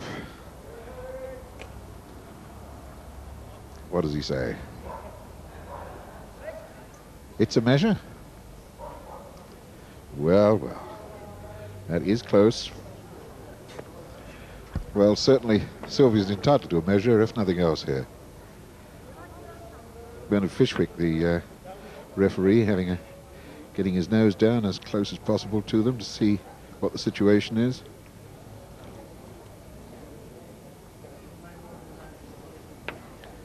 Measurers here are Terry Ashcroft and Charlie Tarbuck. And the 2 competitors stay well back out of the way.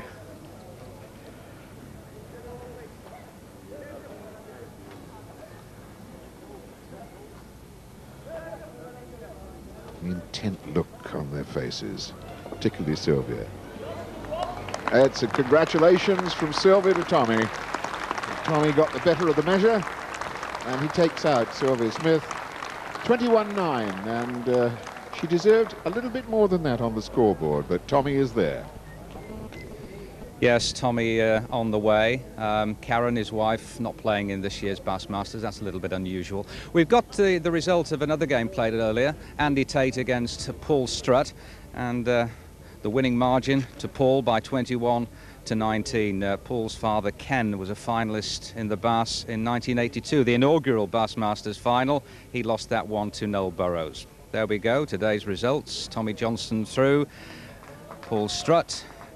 Andy Buckley, very impressive. And Brian Duncan, well, impressive in terms of the way that he manufactured victory from virtually the jaws of defeat, Roy ARMSON. Yes, he just had to play the vital ends correctly, and he stuck to his task. His sheer professionalism brought him through in the end. What impressed you most about the first session of this year's Bass? I think there's been, tactics have been very good. Paul Strutt's tactics, Andy Tate's tactics, and Andy Buckley's played a really first-class game. I think the quality of play has been very, very good. Greenside, actually, around Greenside, a lot of the talk has been about Andy Buckley, who, of course, plays Brian next. Yes, that's going to be a very good match. Certainly, I don't think Andy will be overawed, and I'm sure he'll put in a very good performance. Quick one on the green, bit slow? Well, the green is a good quality. Oh yes, it's a good surface, but it is a bit of a push. The players have got to remember to get up over the crown. OK, Roy, thanks very much indeed. Well, that's it from the first session of the 1994 Bass Masters. We'll be back this afternoon, 10 to 3. Why don't you join us? Bye-bye.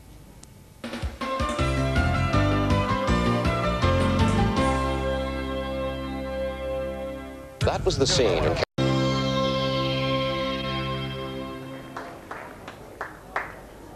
Unless he can find an absolute perfect one, he's got to bang it off, and he's trying to bang it off.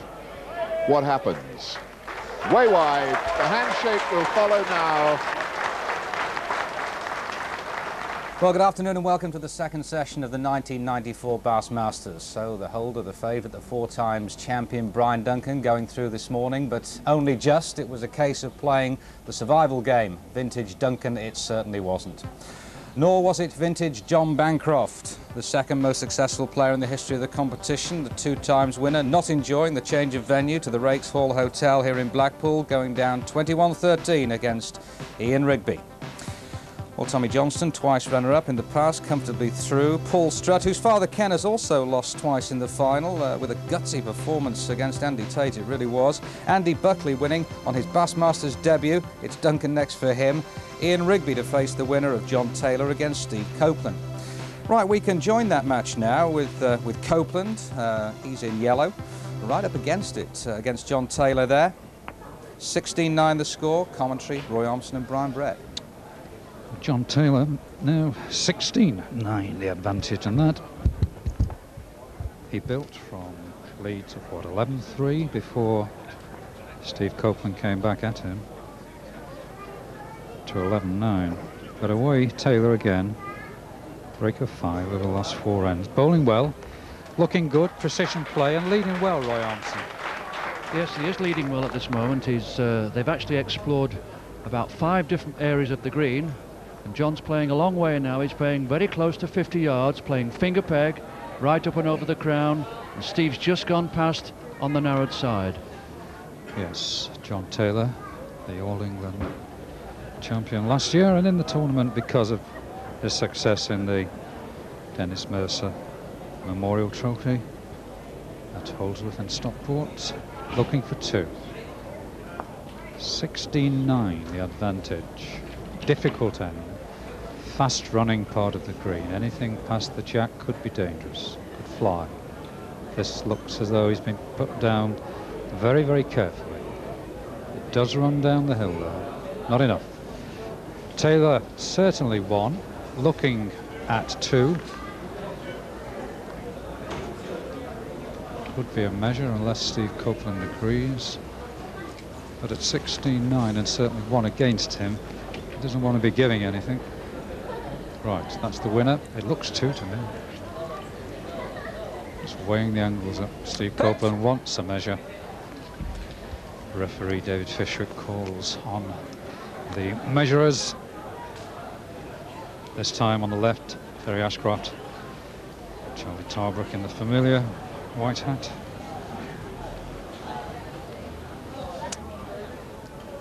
First, please. Steve Copeland in yellow, a left-hander. We've yet to produce a left-handed Bassmaster. Brother David also in the tournament. Right. So first, the blue disc bowl. John Taylor looking for 2. Got it. 2. Taylor.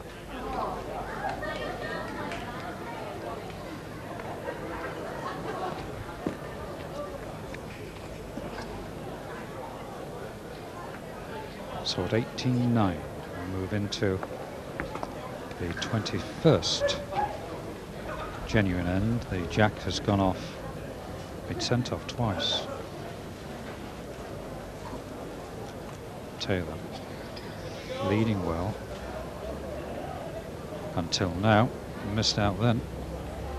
Yes, But he just shortened the jack, Brian.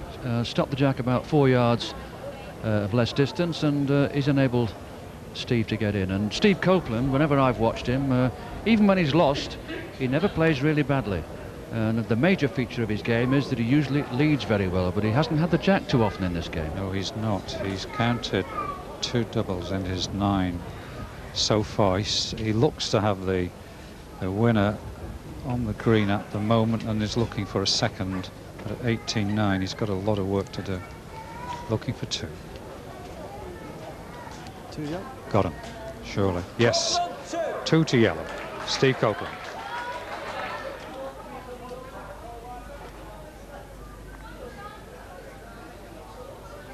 So, 11-18 off the mat. Left-handed Steve Copeland.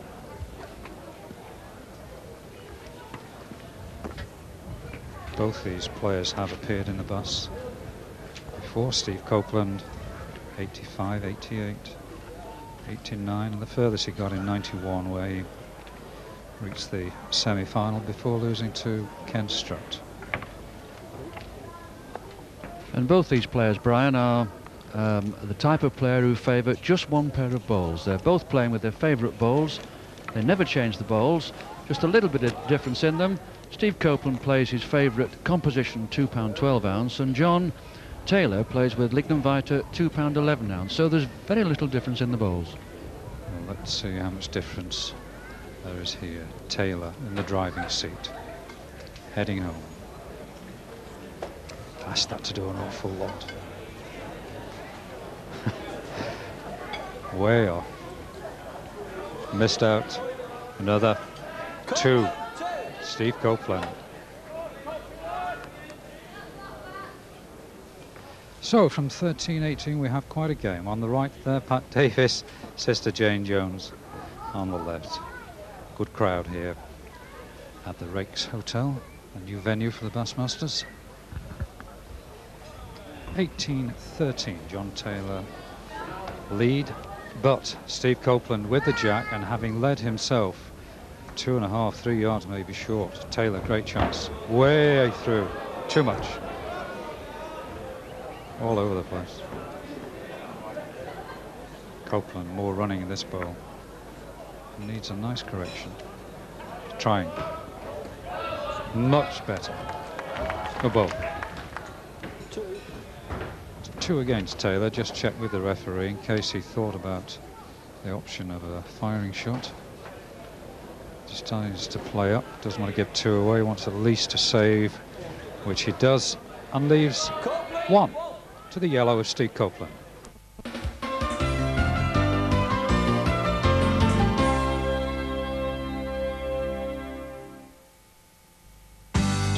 Tim and Benji are best friends.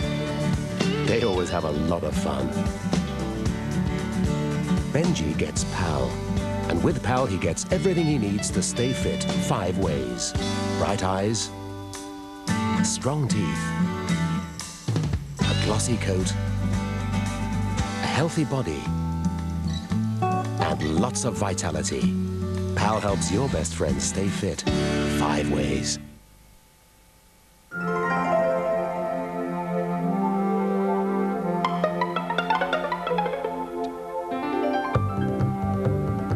When your grey hair becomes a handful, shampoo in Clairol's Loving Care.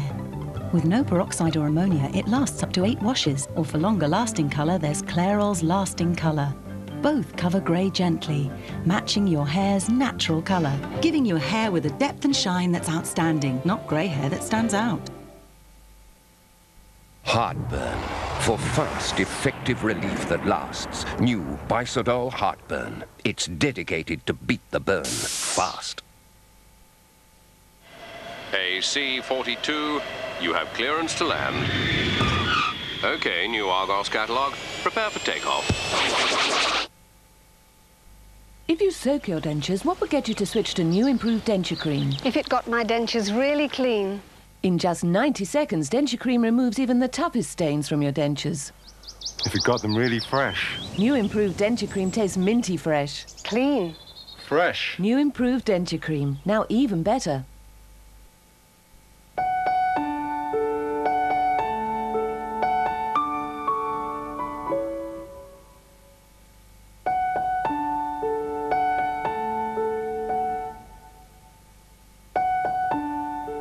Sometimes soft just isn't soft enough.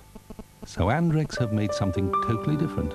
Gold Cushion Soft. The very thickest, softest toilet tissue we've ever made.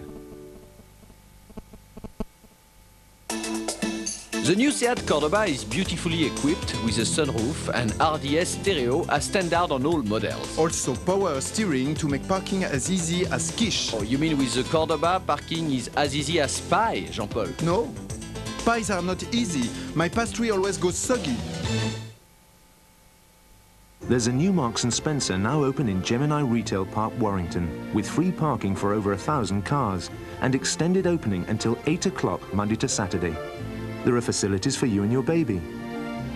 And an in-store restaurant serving Marks & Spencer food throughout the day. There's even a petrol station. You'll find us next to IKEA. Just follow the signs from Junction 9 of the M62. Marks & Spencer, Gemini Retail Park, Warrington. It's just what you've always wanted.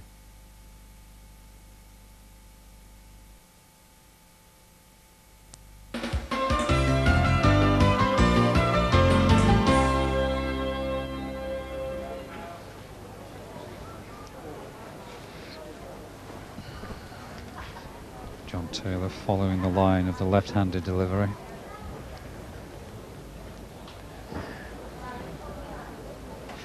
He's going along an edge, Roy, but you get the feeling is he going to stick to that edge? He's just picked up a couple of points along there. Yes, Steve's playing round peg. He's playing his finger peg in this direction, biased towards the ditch, about 35 yards. He's about 5 feet short going into that corner, which is actually the heaviest part of the green. It's the heaviest corner on the green, and he's caught John Taylor out as well. So he needs to improve. Taylor needs even more. He's better. He's further. Good correction. So John Taylor now. Big advantage at 18.9. It's now 18.14 and 1 against him. Needs to put a good 2 yards running in the bowl. Well, he's further. Can't find a way through. Has he saved? Maybe not. 2. Another 2. Now the thing has turned around completely. 2 more. Steve Copeland. 7 from the last 4 ends. From 18.9 down to 18.16 with the jack. And you have to think, Brian, what will happen if Steve Copeland suddenly starts to lead as he can? Yeah. This game could boil over. Well, he still picked up 2s, Roy, without even leading well. He's better, but still daylight. John Taylor's touch, just for the moment, has left him. He thinks this is better. Yes. That's closest.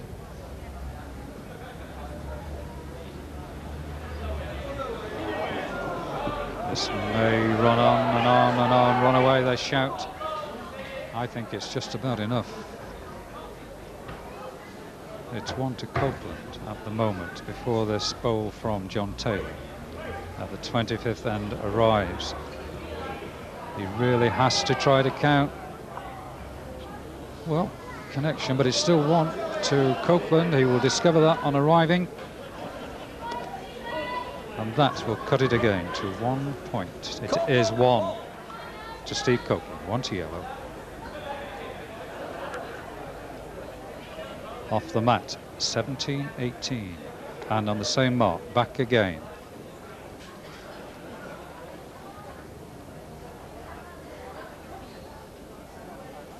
They really should have got to grips with this length now. They've played it for the last 4 ends.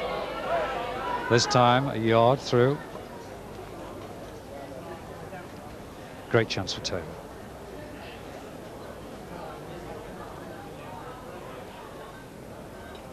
He's better, he's a length. Copeland Just trying to take a little running out and still get it exactly right. Urged it on. Yes, little weight in the bowl. Running, just take it out. Missed. Leaves another. One. Copeland. We're all square.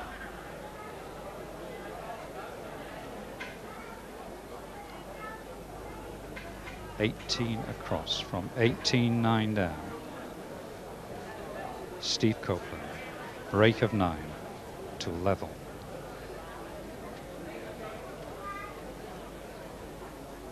Up and down the same edge. What have we got, Roy? 28, 30 yards? Yes, he's about 30 yards here. Steve's thumb peg, round peg, fires towards the ditch. He's a yard overplayed with that. Still And nowhere it's- near the lead that he wants, is he? No, I think when he's under pressure, if he has a fault, Steve, he plays his second bowl too quickly. Now he hasn't done that today. He's taking great care with this bowl. But he's let Taylor in with the sight, and has he turned over? Now then, one certainly to the blue of John Taylor. Another one now, very important. Very, very important for Taylor. Nice pressure bowl, and he responds, and he's got it, and he has two. That stops the charge. Six successive winning ends for Steve Copeland from 18-9 to 18 across, but now John Taylor back in the driving seat, changes the game, changes the length. Long way into the distance, corner to corner. 2018, needing one.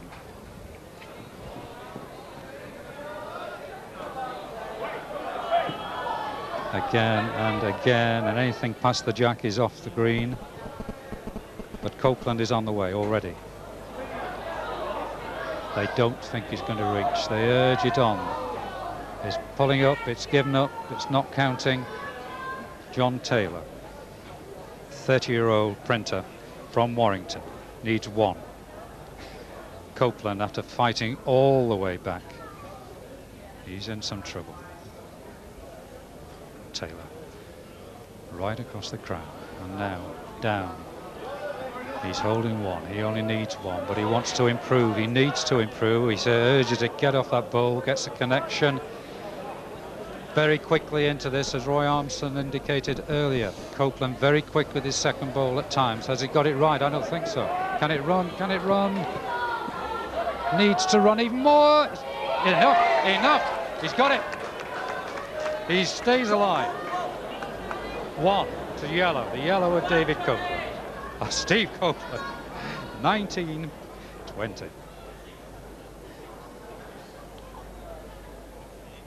Roy, he again was a little quick in picking out the land there. He's changed it, hasn't he? Yes, he's predictably playing round peg again, about 35 yards. And he's coming to the fastest part of the green. Quite quick on the finish here, up and over the crown, and it's the fastest part. But he's led short. Yes, that's been his downfall throughout the game. He has rarely led well. Great chance, a great sighter. This then, John Taylor, get up and over there, dropped, don't go too far, dropped and stopped. Well, pressure 2 yards through, the first ball 3 yards short. Copeland doesn't hang around. He's better. He's better. He's won. It could be even a measure for two. But Taylor has got to get in there. He's got to save. He can't afford to be short. He daren't risk being too far. He likes it, but it's running and running. He may have saved. He saved one. It's one to Copeland, and accept and agreed, and we're all square, all but across. John Taylor 20, Steve Copeland 20, all but, right across the green, into the corner. Steve Copeland from 18-9 down to 20 across. Do you have any money anywhere, Roy? Oh, who wins? Who wins? Very clever this. It's a very good mark right over the centre of the green. Steve's finger peg. Downhill finish now. I think he's got a good bowl here. Well, it just swing across with the peg, which encourages John Taylor. Oh, the nerves are jangling. That's hopeless. John turns away in disgust. That is pure nerves. Just nerves. Steve Copeland, with one good bowl, needs to put another, not too close, but just stick another one in. He needs one. They both need one. Steve Copeland. The line looks better. The weight looked absolutely great. The pressure was a little bit off him. He can't improve much more. He sticks another in, but there is a target. Will he strike? No, he thinks he can beat it. The bowl has turned over as they approach. John Taylor thinks he's got a chance with this. John Taylor thinks this has got a chance. Has it? Or is it out? It's out! Steve Copeland wins. A tremendous, a dramatic end to a marvellous game of bowls, from 18-9 down to 20 across, and finally Steve Copeland wins 21, John Taylor 20. Well, I'm speaking to you as a winner, and at one stage it looked that was never going to be the outcome. No, I was just, well, I was struggling with the lead and that, and I just kept on batting away at John. Where John had been leading all quite well all the way through the game.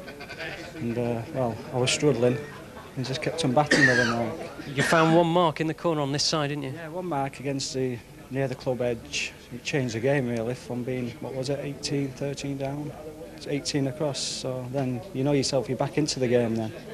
I took it from there. I thought I'd let it slip up into top corner where I thought it was just going to die, but lucky enough for me, it just scraped in. Having got back to 18-all, it must have been a psychological knock for you when then you lost it again. Yes, because naturally when I did get back in, I didn't do a lead again, did I? Played a bad lead, but unfortunate for John, he went through and he gave me a second chance, and I played a good second ball. Now, the commentators were mentioning that you wouldn't have been too pleased with your leads throughout the game. Was that perhaps the key today? Yeah, really. I can play a lot better, and just hopefully around today's another day, or tomorrow's another day. Hopefully, do a lot better tomorrow. Do you think you might have gone with weight at 20 across there with the last ball? Well, there was always a chance of winning it on the outside. Like John, he's just trickled past. He was unlucky. It looked like we were going to get the block, but it's just stung a bit, and unfortunately, he's just played a bad first ball, and he's gone off the green. If it was at the back, he might have had a go at him. I don't suppose you could have any more emotions than you must have encountered on that one. No, very hard, very hard. Well, what a comeback. Steve Copeland talking there to Alistair Mann. Well, straight on to another former champion, Chris MacDonald, who won the trophy in '87 against the current Waterloo champion, Alan Broadhurst. Now, MacDonald chasing his second bowl and chasing the match as well. 19-16 down. Commentators Roy ARMSON and Hugh Johns. That's the one. That is definitely the one. Now, does Broadhurst come, or does he change his peg? No, he's coming the same hand.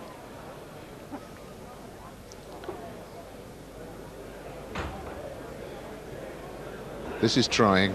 This is really trying. And that's won it. Brilliant. Oh, brilliant. 2015. That was a superb delivery, Roy, wasn't it? Yes, he had it all to do. He had did. to put 2 yards in his bowl, and he did exactly that. Going for game now, and I think he'll go into the heavy corner. Yes, there he is. Finger peg, right over the centre of the green. Playing about 45 yards.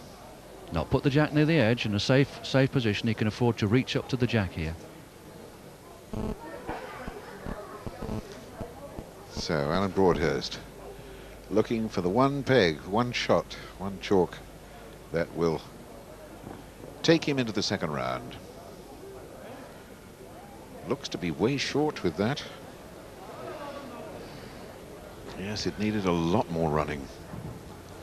So that ought to give MacDonald some confidence, although that one, he got that one out of his hand rather badly. It seemed to bobble and took quite a lot off the running, I think.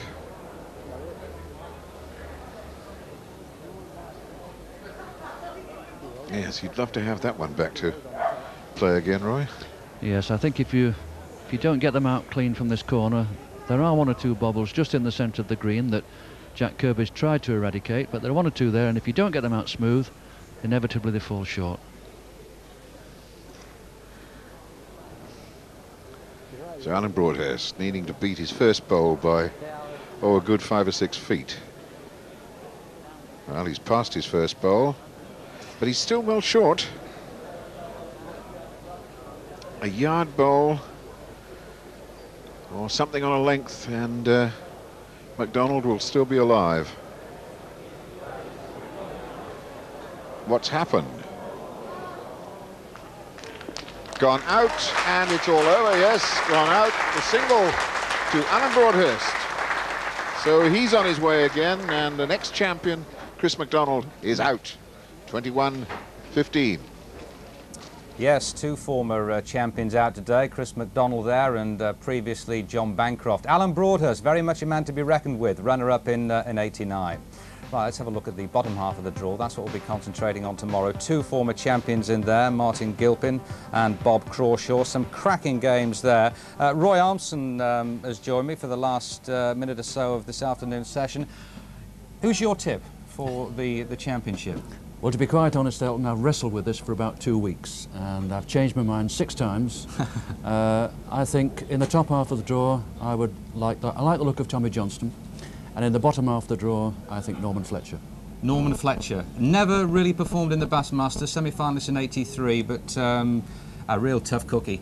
Yes, there's a new look to Norman Fletcher because last year he won the Talbot Championship on this green, and in the final he played absolutely tremendous. The bowling that he produced on that day has never been equal for about 15 years. Really? That good? He was that good, and if he could reproduce that again, and the feature that's happened with Norman, he's come to the green for practice. He went to the green for 3 days prior to the Talbot final. Okay, right, Roy. Well, that's going to be a great one tomorrow, isn't it? We've got Norman Fletcher when you rejoin us, hopefully at 10:30 tomorrow morning here at the Raikes Hall Hotel in Blackpool. Norman Fletcher in action.